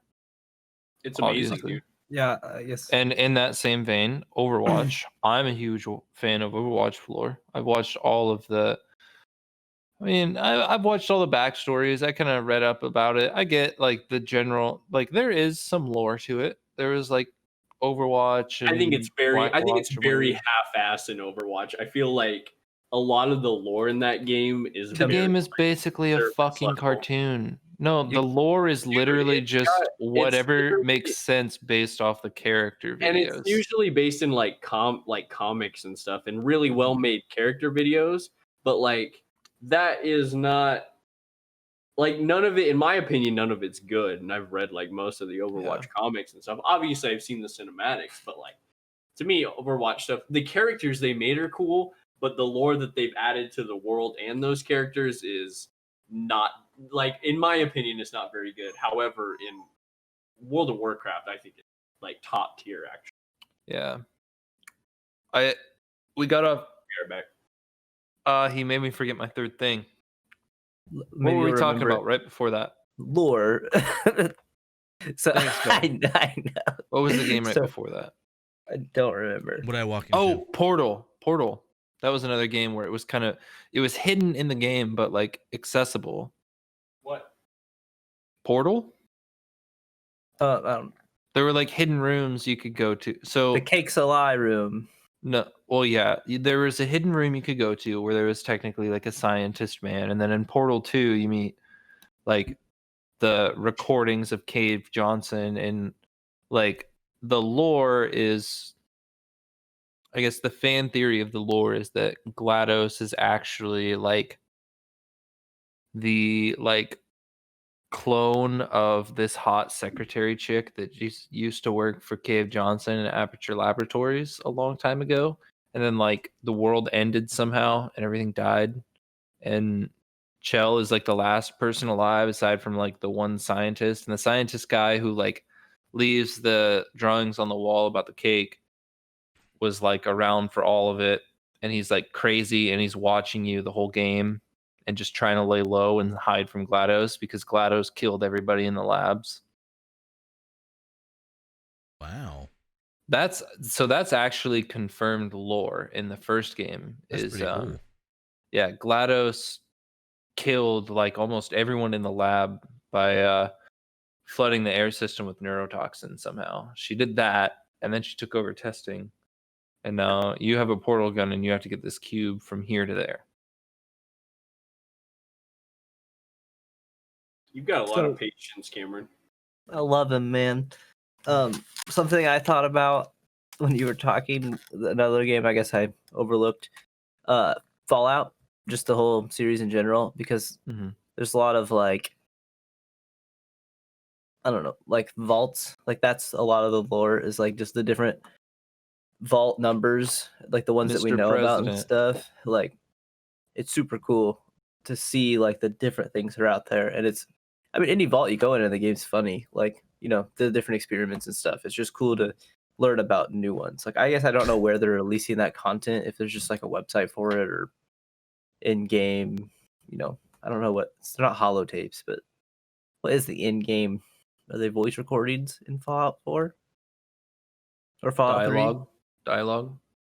No, you would find, I thought you'd find like items. Oh, like, I don't remember. Yeah, you'd find holotapes if that's what. So, and there's terminals. In that vein, I've never been super wild about the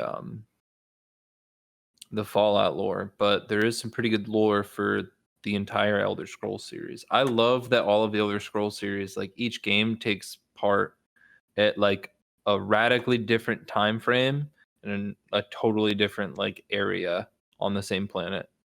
I actually Morrowind had really cool lore, actually. Morrowind was super fucking cool. It was so cool that they went back there in Skyrim.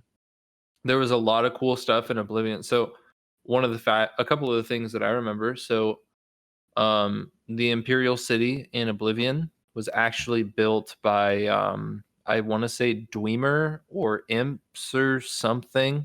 It wasn't built by humans. Humans conquered. It was built by the aliens, which are like the that's what it was. Elves. Yeah, the ancient elves. Yeah, you're right. It was built by the Aelids, but like the Imperials drove the Aelids out of Cyrodiil and founded the empire there. So that's actually kind of cool. That's cool lore wise. And then in Skyrim, like the ancient dragons, man. And then like the Elder Scrolls themselves are like really, those are mysterious because like it's not really clear what they are or what they do. They're mentioned a lot, but they only appear in Oblivion and Skyrim, I think. Because in Oblivion, the what? Wait, what are you talking about, Stan? Sorry. An Elder Scroll. The Elder Scrolls. And Elder Scroll, yeah. One of the actual scrolls in game. Yeah, so and you said just in Oblivion and Skyrim? Yeah, I don't remember if you ever interact with one in the games before that. So in Morrowind, you don't. So in like the other games, you kind of like, I guess in Oblivion you didn't really, but I guess in Skyrim you actually could open one. I don't remember in Oblivion. You open one up and read it and go back in time. Well, no, because in Oblivion, what you do is you give it to the moth priests, and they take care of it for you. But yeah, in Skyrim you actually do it, and then in Morrowind, there wasn't anything like that. But I really need to play through Morrowind. It's so old though, bro. That's the it's toughest just part so about hard. I've tried it a couple times. If they remade that game, it would be because in my. I wonder, is there really not like a community like HD remake mod? I saw something. It might. I don't know if it was Oblivion or Morrowind. I saw something. That you're thinking of Sky Oblivion. Yeah, Oblivion. Like they're remaking Oblivion with Skyrim assets. Which has been going on for like 5 years. Yeah. So it's quite the undertaking, I would assume. That's pretty cool. Yeah, and especially because it's a small team. But I wish them the best of luck. Hey, if they did it, I would be so happy with them. All right, guys, I'm setting out to do this. The next time we record, I'm gonna be saying, "Oh yeah, I've been playing Morrowind because I found this sick freaking graphics." Dude, I'll do it with you. Let's do it, bud. I'm gonna sort it all out. All right. We're talking big game here, boys. I'm committed. Big game. Big I'll game. Play. Oblivion is not. I mean, Morrowind's that's not big game. I'll fucking play the shit out of that, especially with you boys in here. That'll be. You think I won't stand? Oh, you think I won't stand? He's eyeing you up. I don't think you were going to. Let's do it, pal. I'm 100% down. But, I'm gonna just do that thing where I'm gonna teleport or levitate really high in the sky and just go to the last dungeon. Dude, that's you ever watch a Morrowind speedrun? Oh yeah. They're insane. Doesn't even make sense. I honestly, and I don't fully understand how they do it because you need like certain items. So but it doesn't, like I've seen that video. It looks like he literally just jumps and he goes in and then he hits the heart and then it's over. But one of the things that I really like about Oblivion, since we're talking about world building especially, is I'm sorry, not Oblivion, Morrowind. Morrowind has the best villain in any of the Elder Scrolls games, because in like the villain in Skyrim is like dog shit tier. He's literally just like, I'm big and evil and I'm gonna destroy everything. And the same thing in Oblivion, to be fair. But in Morrowind, like the villain is actually kind of a tragedy. Like he basically was betrayed by the Triumvirate, like the government that he was a part of. And he basically sealed himself to the heart of the mountain. And he did some evil stuff, but he basically sealed himself to the heart of the mountain to make sure that his people were free, the Dunmer, the Dark Elves, so that they were never so that the Triumvirate never grabbed that power and were succumbed to the Triumvirate is like a TLDR of it. But the fact that there was so much more to that character, and literally like your character's destiny is to defeat him and he knows that. So like there's really good back and forth at the end of the game. But literally the fact that there's so much more to that character than just, hey, I want to blow shit up. That's really cool, obviously. I like video game villains. Oh, Stan came back with more. He came back with more. While you were talking, I went to go get some of my favorite books. Is that the one with the floating city? Yep, the Infernal City. That is a great Elder Scrolls lore book, and it's it feels like going on like a true Elder Scrolls side quest. I like it really that. does. Okay. And it's like, so like the whole thing, spoilers for The Infernal City by Greg Keyes. So the whole thing is, so it actually takes place in Black Marsh. So I think all the characters are actually Argonian, and that's actually a province. That's like an area of Tamriel that you don't go to in the games. Not yet. Not yet. Wait for That'll it. be Next cool. one coming out. Yeah. So they're hanging out there, and like this girl and maybe a friend of hers or something, I don't know. They're going about their lives, and then like literally just the city from the cover of the book just appears in the sky one day, I guess, somehow. It's like, hey, what's up? Yeah, and I don't know, I don't even remember how they get up onto it. They get up onto it somehow, and they like become prisoners, but then they start working in the kitchen as slaves, and then they like escape somehow, or like they stop some evil plan to like ruin the world or whatever. Well, that one's really cool. So I actually I liked this book so much that when I finished it, I just bought the second book on like Amazon ebooks so I could read it on my phone. Like I wanted to read it right away. Are you a Kindle guy or no? No, so I've had really Kindle for like my Kindles. phone. I've had Kindle for my tablet. I even got an e-ink reader. I think maybe if I got a bigger reader, How big is maybe. yours? Like I bought it for $20 on eBay used. Ooh. Big. So small. Used. Used big. Probably like literally about that big. So like this size of a small book. And I didn't like this very much. You want a But, big ebook. Yeah. I think that if I don't read anything, but if I were going to reading something that's actually like a book, like have you seen my Berserk Deluxe editions, Phozz? Yeah. He talks about Like, them all yeah. the time. No, I don't. Well, I mean, you read I thought you did read like all of Well, so I read it all like on my computer, and so now I'm buying them all to like support it because obviously I didn't pay for it, but now I think that, and it's just cool to own the things. But like, I think nothing's better than those huge like full print books. I mean, they're just badass. So I don't know if I could do an e-reader. Like, it's just cool to have something in your hand like that reading. Physical media in any form is the way to go. Yeah. Digital sucks. But we don't even do that in computer. We're like hypocrites. Dude, about it. I'm a big guy with like we talked about this last week. I'm a big guy with like the stuff online, and also with my Kindle, dude. I love stuff on the Kindle, dude. I've got all my Xbox 360, PlayStation 2, Nintendo 64, and Super Nintendo stuff. But like, I don't know. I'm okay with it now, the way it is. Yeah, I'm not complaining, but it'd just be cool to have it. Well, we can't do it with computers. They don't let us. I know. Mm-hmm. So they make special editions for some stuff. Not very often. So the reason I wanted to ask you guys about like one of my favorite universes and one of my worlds. If you guys are kind of or if there's anything else you guys wanted to. I'm good about with it. I got to stop somewhere. So I just wanted to say, like the way they deliver lore is interesting. Like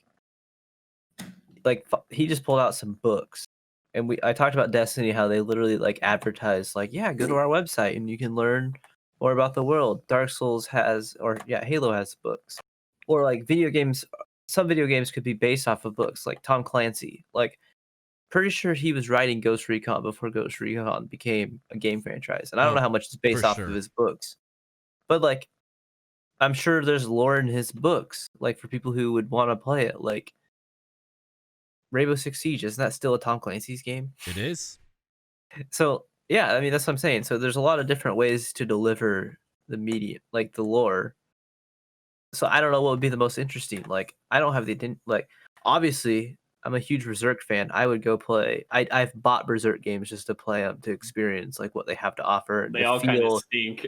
Yeah, no, they do. They're not good, but it's worth it because I'm such a big fan to just like, hell yeah. I mean, I don't think Dynasty Warriors is a very fun game, but it's a Dynasty Warriors style game is what I bought. But it's cool to just be guts and to kill the monsters that you read or, see the pictures of, stuff like that. Like, or even like an anime, games based off anime, so that your lore's in the anime, it's cool Like what other? See what you're getting at? Yeah. So what other variations of lore are there? Like things can be based off of series. Is like we're gonna movies, Harry but they Potter's usually based. suck. But here, Harry Potter, I guess it's a book, but they did the movies too, and now we're gonna supposedly that new Harry Potter RPG is supposed to be really good. We'll see. I mean, so I think that like, well, one thing I was gonna say, kind of based on what you were talking about, Cameron, kind of what you were touching on. I wasn't sure if you were going this way or not, but like, I feel like so. I've said this before on the podcast is that I think video games are literally the most complete media that you can have. For sure. I truly believe that. And so when the game developers and the writers of these games aren't able to convey that just in their video game, they have to go elsewhere to convey that. I don't buy that because you're literally using the best medium for storytelling that there is. Mm-hmm. So if it's not all in the game, I'm not like a fan. Like I'm not gonna go on Bungie's website and look at fucking lore for that. Fuck that, dude. But if you liked it enough, it might be worth it. Like for a lot of I really like YouTube, and I've said that many times. So I've watched I could sit and watch YouTube instead of like never mind. Yeah, me too. Well, me too, kind of. I do it both at the same time. I don't listen to podcasts often, and I'll just listen. Yeah, right. Wow. So I can sit there with a YouTube video while I work or something and just listen to like the lore of something or a chill game, an analysis. Yeah. So, but that's what I'm getting at. So, if in the game, like even if you don't want me to play through and portray something in the game, you still have the option to give me a cutscene or in-game text. So it's like that's why it's such a complete medium. Is it contains movies? Look at like Metal Gear Solid games. They have how many hours? Exactly. They have hours and hours of cutscenes. So might as well be watching a movie. People will complain. Yeah, people complained about somehow fucking complained about the first Last of Us, and it's like you're playing through a movie. It was beautiful. It was so good. But the gameplay was fun too. It was fantastic. That's why that was stupid. I think what people were saying was there wasn't enough, right? Like I think that was the main. Like I haven't played it. I'm going to here soon. I'm gonna play both of them. But like what I heard is people don't like the fact there's not enough gameplay. And if that's the case, I can see their point to an extent. True. Okay, I guess, but I felt like it was perfect. Yeah, I really enjoyed it, and I'm really excited to play too. Yeah, for sure. Spaghetti, I can't watch that one video till I play it. It's not forced. But that's what I'm getting at. So in the game, you don't have to portray it with gameplay. That's why it's so complete. You can portray it with a cutscene like that, or like we said, lore is delivered. Sure, lore is delivered in writing. That was my big thing. It's like, look how many books are in Oblivion and Skyrim, and I'm sure Morrowind. Like I could go back and forth a few times just with what I have. Exactly. Or there's books in real life, but in the game you could have those real life books, I guess, if you wanted, or a cutscene, a flashback. Like Dark Souls, a little bit of a spoiler for you, Phozz. I'm not doing it. Like, don't do it. Yeah, I'm not doing it. I'm sorry. I hate spoilers so much. There's just ways to portray lore in the game. Like, I wish they would just put it all in there rather than. I was going to say I just think that's an interesting topic, and I was going to go off on a couple like different ways to deliver lore because I really think it is best delivered over like a variety of mediums. So think of World of Warcraft. Like I guess there was a World of Warcraft movie or something, right? So you might not know this. World of Warcraft is based off the Warcraft games. Yeah. So that's a game based off a game. Hold on. That game already had its own lore. That's all I have to say. Was thinking about. Yeah. You're talking about the movie? Yeah. Well, anyway, just the game and the lore in general. So like different ways to deliver. Yeah. There's in-game, like straight up right in front of you, like during the cutscene, and then there's books, there's comic books, there's marketing campaigns, thousands of books. So that's like the marketing campaign thing is like, the exclusivity of information about a game or about lore can be really, really, really valuable. It's like a tool you can use to hold people's attention. Like I'm trying to think of something particular. Like imagine if 343 was like, hey, we need some attention. We're gonna have Master Chief take his helmet off and show his face. Oh God. You know? Because that's an extreme example. Because didn't they do that? You've seen it. No. No. You've never seen his face. No. That helmet does not come off, man. Not at him. If it does, I riot. So in the game, if he takes his helmet off, there's just another helmet underneath. Yeah. Like the exact same size. It's like the exact same helmet. So he just like takes a copy helmet off. Because that's someone like Halo goofy. Combat Evolved for PC. Someone like hijacked the camera and kept it inside that ship at the end of the game, and watched Master Chief take his helmet off at the end of that, and he just like still had it on. He just like grabbed it, and it was still there. That was funny. But anyway, all right. So one thing I would say, Stan, is that I agree with what you just said to an extent. I'm sorry. Were you done? Or? No, I'm having a hard time remembering. I'm getting all over the place. But just on the topic of like different ways to get lore out there. So I mentioned books, comic books, movies, media. But then just think of all the in-game experiences that aren't like really direct, especially in games like Skyrim or World of Warcraft. Bingo. Where you can go out in the world and you can pick a book up off a shelf in a library, like an actual library, and read about history in that world. Or like, you know, if you happen to look in the right place, you might find this hidden room. Think Halo 3. Terminals. Those are really cool because those were like Easter eggs, but then they were also lore. They were all so in the lore. All of the terminals are Forerunner artifacts, and there's actually like an ancient Forerunner artificial intelligence called Mendicant Bias who's talking to you through them as you read them. He's like showing you specific things to help you understand the history of the rings and what you need to do and all that. Halo has the coolest names for its shit. Mendicant Bias. That's so fucking awesome, dude. So, there are so many cool names in Halo. I can just go off on it for a minute. Particular Justice. Yeah, that's cool. Give me a couple more. Hit me with a Particular Justice. Night of Solace. High Charity. Unyielding Hierophant. 343. Oh, fuck yeah, bud. Unyielding Hierophant? Are you kidding me? That's the name of my new band. You want to know what that is? The Unyielding Hierophant is a religious thing. No, it's not. Right? Hierophant? Wrong. Stands wrong. Stands right. You're wrong. No, Hierophant is. My bad, dude. Unyielding Hierophant is so High Charity in Halo 2, that was like a mega structure.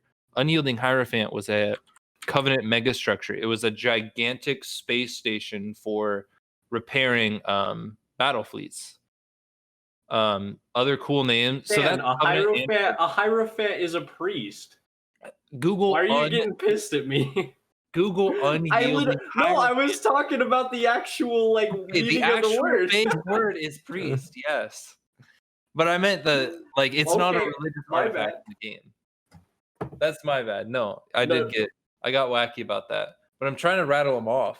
Oh, so you're right. I interrupted. I got more. Sorry. Yeah. Pious Inquisitor, Exuberant Witness, Penitent Tangent. Say that one again. Penitent Tangent. I'm guessing that the religious sounding ones are the Covenant, right? The religious sounding ones are Covenant, yeah. So Pious Inquisitor is a Covenant ship. Particular Justice is a Covenant ship. Mantle's Approach is a Forerunner ship. It's another Forerunner ship. Dreadnought is a Forerunner ship, but I think Dreadnought is a human nickname for it. Forerunners have probably the coolest names. So, for those of you watching, BML, my handle is actually short for a Forerunner name from this series of books. Say the name. Eventually, we'll only be on YouTube. Born Stellar makes everlasting. He is a young. So sick. So BML is Born Stellar makes everlasting. And so all Forerunner names are like that. So there's Born Stellar makes eternal lasting. The librarian that you see in Halo 4 is like something ever song. There is something in the game named Shadow of a Sundered Star. Oh fuck. That's pretty deep. That's fucking sick, dude. Yeah. Hey guys, when we make a band, sorry, Stan, real quick. When we make a band, can we call it Shadow of a Sundered Star? Please? I was gonna say it sounds like an emo band. 2 more. That's the kind of band that's what we're gonna be. Yeah. Oh, okay. Perfect. Perfect. SK. So 2 more. I love SK. Just 2 more Halo lore names that I think are really cool. Faber, master builder of will and might, is the guy who built the Halo rings. That's Lego movie stuff. Yeah, I thought that name was a little weak, but it's also kind of cool, and just it's so direct, which is true to the character. Master or like builder or Faber of will and might. I think his real name is Faber of will and might, but his title is master builder. He's like the chief architect engineer of all Forerunner buildings. So the Forerunner Ecumen, which is like their version of High Charity, all the rings, the arcs, whatever. And then, so there was also an ancient human with a really cool name, Forthenko, Lord of Admirals. That guy's a badass. That's a cool fucking name. Master Chief. That's a cool name. But sorry, I have to jump back because it blew my mind. Do you listen to Scary Kids, Scaring Kids, Phozz? So I actually got introduced to them by Zidane, and I've listened to all their albums since then. They're fucking amazing. So and the other band, what's the other band that he talks about a lot? That he's a part of. I also really like them too.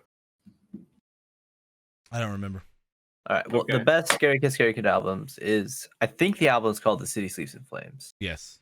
I'll tell you the favorite. I'll tell you my favorite one. That is hands down my favorite. The rest of it gets like, I heard something from their newest album or the one before that, and I was just like, it's the same thing that every like semi-hardcore band ends up doing. They go like soft punk. That's like very light. Like A Day to Remember did the same thing. Yep. I was just about to say A Day to Remember. They're like famous for that. Anything like it's anything before Homesick is golden in my mind. I still listen to that today. Like, old record, like I don't any of it. But their oldest stuff, that sounds really dumb of me, but their oldest stuff's the best stuff. So my favorite album, I think that you said pretentious. You said The City Sleeps in Flames, right? Yeah. Yeah, okay. Yeah, that's my favorite album.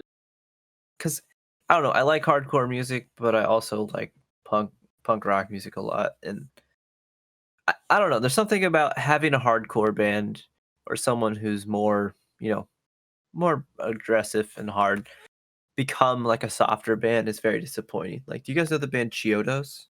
I've heard of them.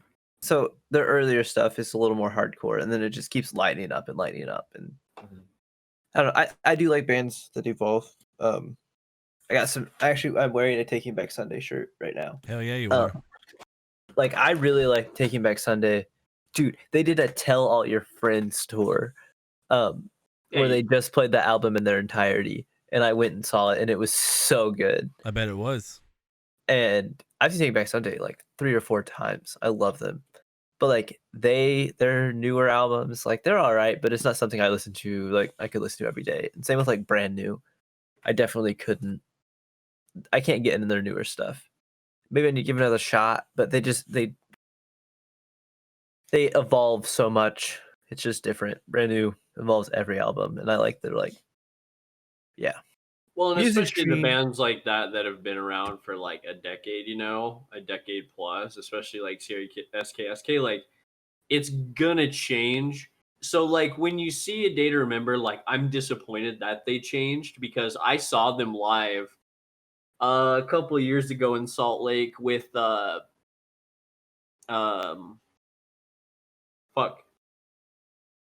Avenged Sevenfold. Okay. And they performed really fucking good, dude. Really good. A Day to Remember. Yeah. I've seen A Day to Remember, I bet 4 times in concert. And that's Did the you thing. like it? So I'm feeling elitist and posh or pretentious right now. I was in 7th grade when I went to my first concert, and it was A Day to Remember. And like I was tiny. I'm still not like a tall guy or a big dude, but like even in junior high, 7th grade, like I was really little. So like me and this guy's girlfriend that we went up with like sat on the stage, literally just sat on the stage because they were such a small band. Like we got autographs. They just came out into the crowd.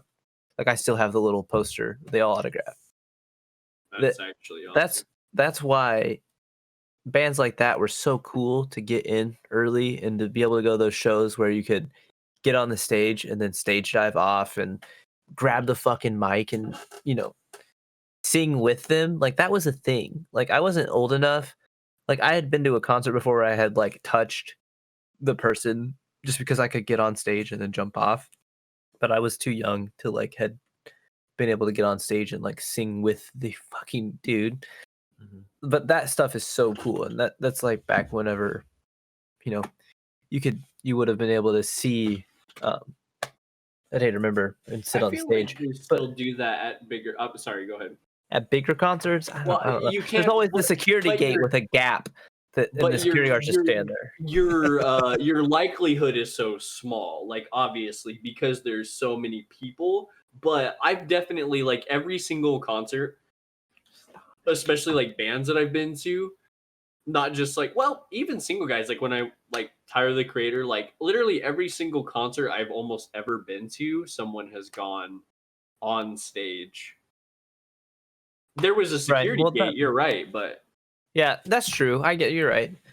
It's just cool. It's cool to be able to interact it. And so let's try to bring this back to what we're here for. Yeah. How about that's something really interesting. Let's talk about we're a video game stream. Yeah. So let's bring it back.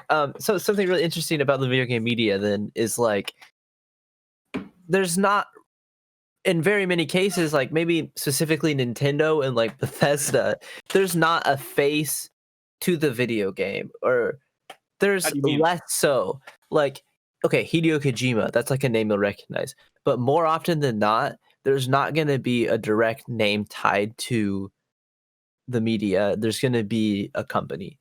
So like, I said Bethesda because you always think of that dude, and there's memes about him, like in those Yamp videos. It just works. It just works. Exactly. So yeah, he's tied to Bethesda, and there's a lot of Nintendo things tied to it. But if you look at Blizzard, I don't think off the top of my head right now. I think Mr. T. I'm a Night Elf Mohawk. That's the only like face I can tie to World of Warcraft. I can't tie a designer, anything to it. Like. So that's interesting. The bands, concerts, you tie a personality, an archetype, like a person, or the band, because there's only so many of them, to that thing that you enjoy. But in a video game, like I said, more often than not, I don't have a face to the stuff I'm playing. I don't have someone as much to appreciate because it's a team. So I think lately, Cameron, that has become a lot more popular. Like you're right. Like back in the day, and even like 8-ish years ago, whatever, that would be around the time. Like you didn't have like, other than like Hideo Kojima, like you didn't have a name to these games and these companies or anything. Mm-hmm. However, I feel like recently, because of like, maybe it's because of social media, maybe it's because of the generation and like social things and whatnot, but I have noticed it more so in stuff and from companies like these days. Like for example, Jeff Kaplan from like Overwatch, Blizzard. Yeah, he's like the face of that. And Mm-hmm. He's worked on Blizzard all the way back to classic WoW and stuff. But like that's kind of another example of it being a little more commonplace now than it used to be. Indie companies have always done it, but we just don't know their names. That's what I wanted to bring up. So I love that you said that. So everyone always hypes Stardew Valley. It was made by one guy. He did everything. You show me a picture of that guy, I'd have absolutely no idea. Among Us, it was made by 3 guys. Among Us is hyped as hell right now. I've seen so much stuff on Among Us in the last 2-3 weeks. It's insane. It's all about people being shady as fuck. But the thing is, it's not though. I've seen a lot of other stuff out there just about how good the game is, and interactive like plays and just stories or whatever. And they always games always do well. Yeah. Remember but they're talking about how that was made by only 3 people. You show me one of those 3 people, I'm gonna have no idea. Not a clue. Typically, you show me somebody, one of the 3 or 4 people in a band, and I'm gonna be like, oh, I know who that is. A single rapper. I don't listen to rap, but like Tyler the Creator is the only person I listen to. You show me Tyler the Creator, I knew who he was. If I'm listening to someone's voice, someone's personality that they put into their raps or whatever, you would know who it was.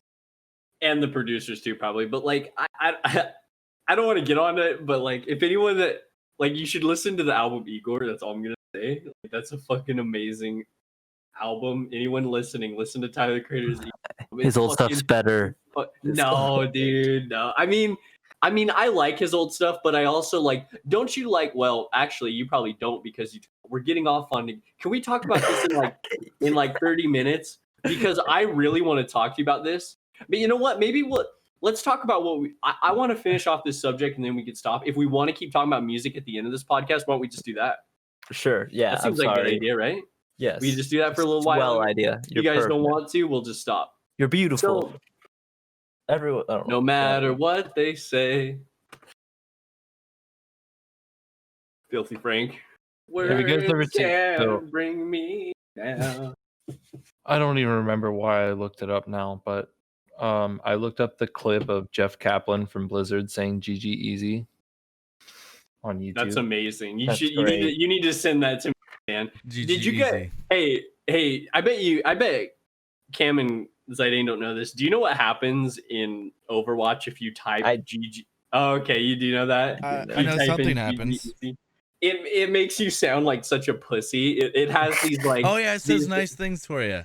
Yeah, no, it says like if you type GG Easy in Overwatch, it says like, hey, I'm wrestling with some insecurity issues in my life right now, but thanks for playing with me, everybody. It cycle through a few different responses. Yeah. So like sometimes it'll be like, good job, I had fun, or like, huzzah, thanks for playing. Yeah. Like, huzzah. Good round, everybody. But other times it'll be like, I don't know. It'll just like straight roast you. Like yeah. I feel like there's like a mommy joke and like a didn't know better something. So what it is it's about like insecurity or yeah. That's what I just said. But there's one where it's like my mommy says it's past my bedtime, but thanks for like something about bedtime and mommy and something about like sucking thumbs too. Like it's hilarious. But before I ask like my final lore thing, because I do kind of want to try to for me it's been an hour and 53 minutes, but I recorded late. So like what are we at right now? Is that 2 hours? Mm-hmm. Okay, I thought it might have been a little longer. So we'll just go a little longer because I really wanted your guys' opinion on this one topic, and that's why I waited till the end to let you guys talk about it and everything. Do you guys have any other universe things you want to talk about? Like, no, sir. Zidane, I feel like we've maybe been leaving you or cutting you off a little bit. So if there's something else you wanted to bring up, definitely down for it. But if not, that's nope. Well. No, sir. Okay. I was probably gonna wait till like Cameron gets back, I guess. But I mean, I know that he can hear me. Sorry, boys. I drank like it was a weekend night while I sat here. I don't know. I feel like we can talk about video game universes for too long to leave it just at the end topic. Right, exactly. Move over to the end topic now. Well, the whole reason I brought up the topic was I did want to ask you guys like your opinions on a certain topic. Maybe you're well versed in Star Wars, maybe you're not, but I did want to kind of go over it with you guys. So like, talk about Star Wars stream. So like I said, I recently finished KOTOR 2, and the reason I thought of this whole question was because KOTOR 2 is one of my favorite like lore games I've ever played. I think it's the best lore as far as as far as Star Wars goes. Like KOTOR 1 and 2 have the best lore and best universe for Star Wars, like way better than like the movies or the books or anything like that. But like the reason and this is what I want your guys' opinion on. The reason I like the old KOTOR game so much is because they kind of touch on the gray Jedi. So basically what the gray Jedi are is they're a group, and even your player is kind of that way, a group of Jedi who are not fully on the side of the light. Like they're not light side Jedi who are super pious, super zealot like Zen, all those things, but they're also not like crazy murder machines like the Sith vying for power and all that. And one of the best written characters in Star Wars for me is Kreia, who is like the pinnacle of the gray Jedi. And I just wanted to know, like, the whole reason I brought this subject, like, what do you guys think about like that? Because it's kind of up for debate amongst people who play the game. Some people think the gray Jedi are pussies because they should either totally go one way or the other, right? It's Jedi that sit on the fence, right? They should either be full on evil or full on good. But then there's some people, especially like this day and age with people now, like they appreciate the gray Jedi. So I want to know your guys' opinion on that. Okay, wait, can you explain? I'm confused because I thought a Jedi meant good, Sith meant bad. There's a gray Jedi. They're in the middle. But gray Jedi means that like they're neutral good like rather than neutral. They're like in between medium to good, I would say, probably, right? Yeah, I mean that's what I'm getting from that. So then, is there such thing as a gray Sith? Yes. Oh, okay. Well, in like this KOTOR world, that's what I like the most about it, is they introduced these kind of characters, whereas in the other forms of the media, it was Palpatine or Luke, right? It's very like they're very obvious what they are, but in like you have gray side. Actually, no, I'm being unfair because there is one gray side Jedi in movies, and that's Qui-Gon Jinn from the prequels. He's kind of what you would consider a gray side Jedi because he's like he doesn't really buy into all the council stuff and the Jedi stuff 100%. Like, well, he buys into it, but he's willing to do something different if it means helping people, if it means doing what is considered right, or maybe even what's considered wrong, as long as what he thinks is best, right? So kind of like a lot of characters like him are in these KOTOR games, and I just kind of want to know what you guys think about that. I think it's super cool. Like, you like it? Yeah, I like to see something else. I wish there was a different name for it, though. I hate that it's instantly like you didn't say gray Sith. So they don't really say middle's gray. They don't really say that in the. That's what the people refer to it as. So like in the game, I want you to know, yeah, like in the game, they don't call them that. Like mercenary, they're like a mercenary. I feel like we're focusing too much. Whatever. I get what you're saying. I'm nitpicking. I think it's cool. I think it's awesome to have like an in the middle, like not committed to one side and have something, you know. Do you think they're pussies? No. Why would I know? I think they're awesome. Like, I think like a mercenary light shielding force user would be awesome. Like who doesn't have like a mercenary type, like light shield, Jesus, lightsaber wielding force user would be super cool. Like, right? I mean, why would that not be? That would be really cool. I want to play a game where I'm not a Jedi or a Sith. I just want to be a dude running around with a lightsaber that can coincidentally use the Force. So, I mean, that really comes down to the story of the game, but the lore. That's an aspect of games that's played to different degrees all over the place. So, like in the movies, it's pretty black and white, but like the whole kind of like moral alignment idea. I mean, that transfers from game to game in a lot of different ways. So think of like something like BioShock, a game with multiple endings. There's a good ending, a bad ending. Like depending on what you do with the little sisters, you yeah. But I wanted an opinion on like the. Hold on a sec. Like the stuff in like just Star before Wars, I forget though. the next thing. Okay. Sorry, man. Nah, you're good. Well, I'm just. Well, I was going to say it's coming around. Shit! Now I did forget it. We just stop drinking when we do this, boys. Okay, so another thing. Yeah, so like the social system in like Skyrim or Fallout, where like your decision making over time is like really a big, and I guess, I mean, yeah, maybe the decision making part of it seems a little bit off track, but like the whole idea of moral alignment in video games, like are you a good guy or a bad guy, or like some games explore that in a way that like there can be decisions in between. Like maybe Life is Strange is a good example of that. No, you just TLDR'd my whole point. I think that I love when media represents the whole spectrum rather than just one side or the other side, because I feel like in most cases I'm a neutral person, except Dark Souls. I don't like to have a strong opinion one way or the other. So neutral alignment is always nice. Like you think that adds freedom. Yes, exactly. That's perfect. Mm-hmm. I really enjoy that. I like to see all sides of things rather than just, because like you said, the movies are that way. Good, bad. Like there was never like an in the middle gray area, because like in games I typically play my first way through as a neutral good, a lawful, like a neutral lawful. Like I obey the law.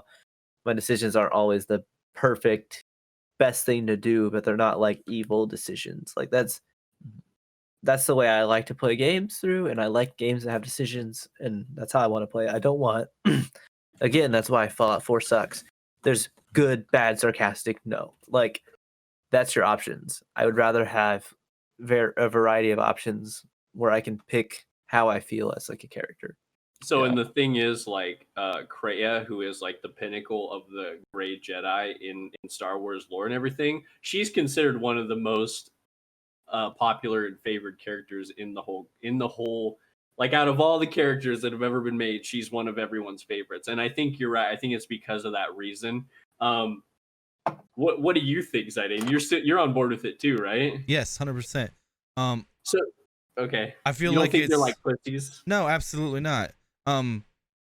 It's easier to relate to a character like that because no one is either good or bad. Everybody is a little bit of everything.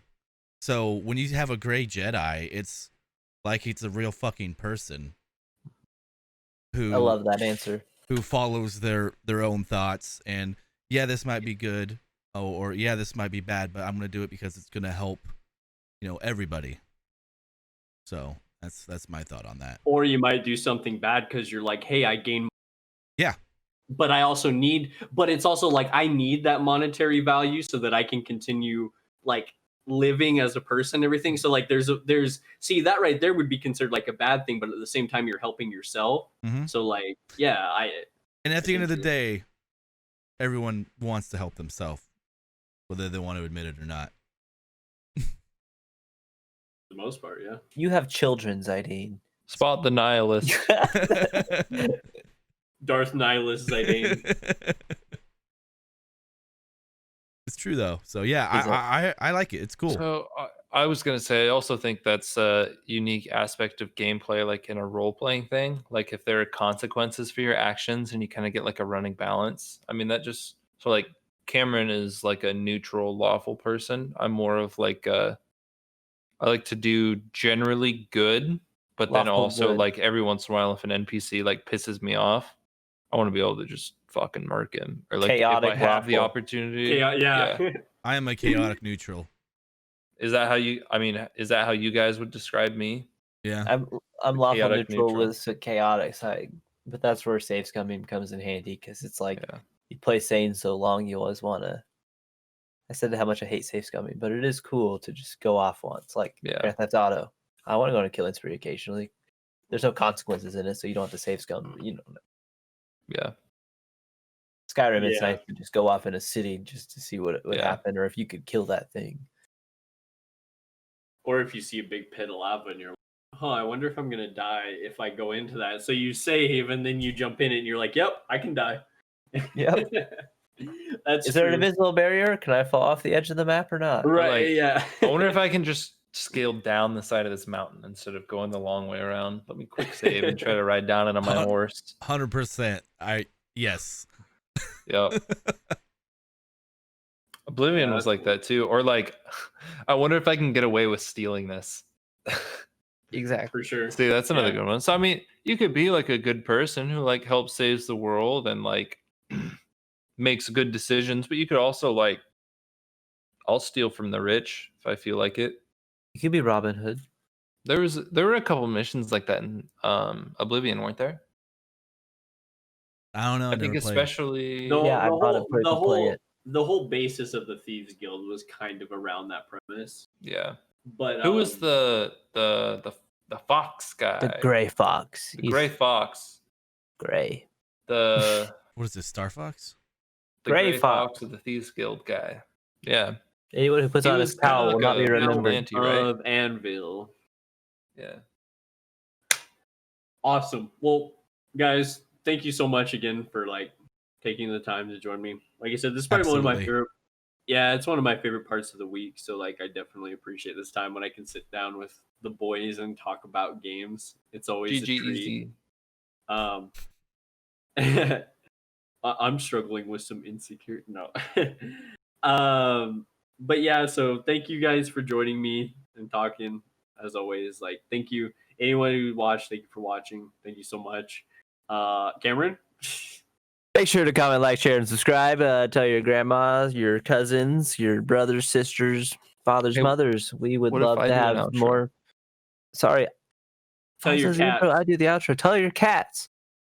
Tell everybody. Please leave a comment to let me know that someone made it this far. But also, don't do any of that. You can listen to him. Accept the comment. You can listen to him. You can listen to me.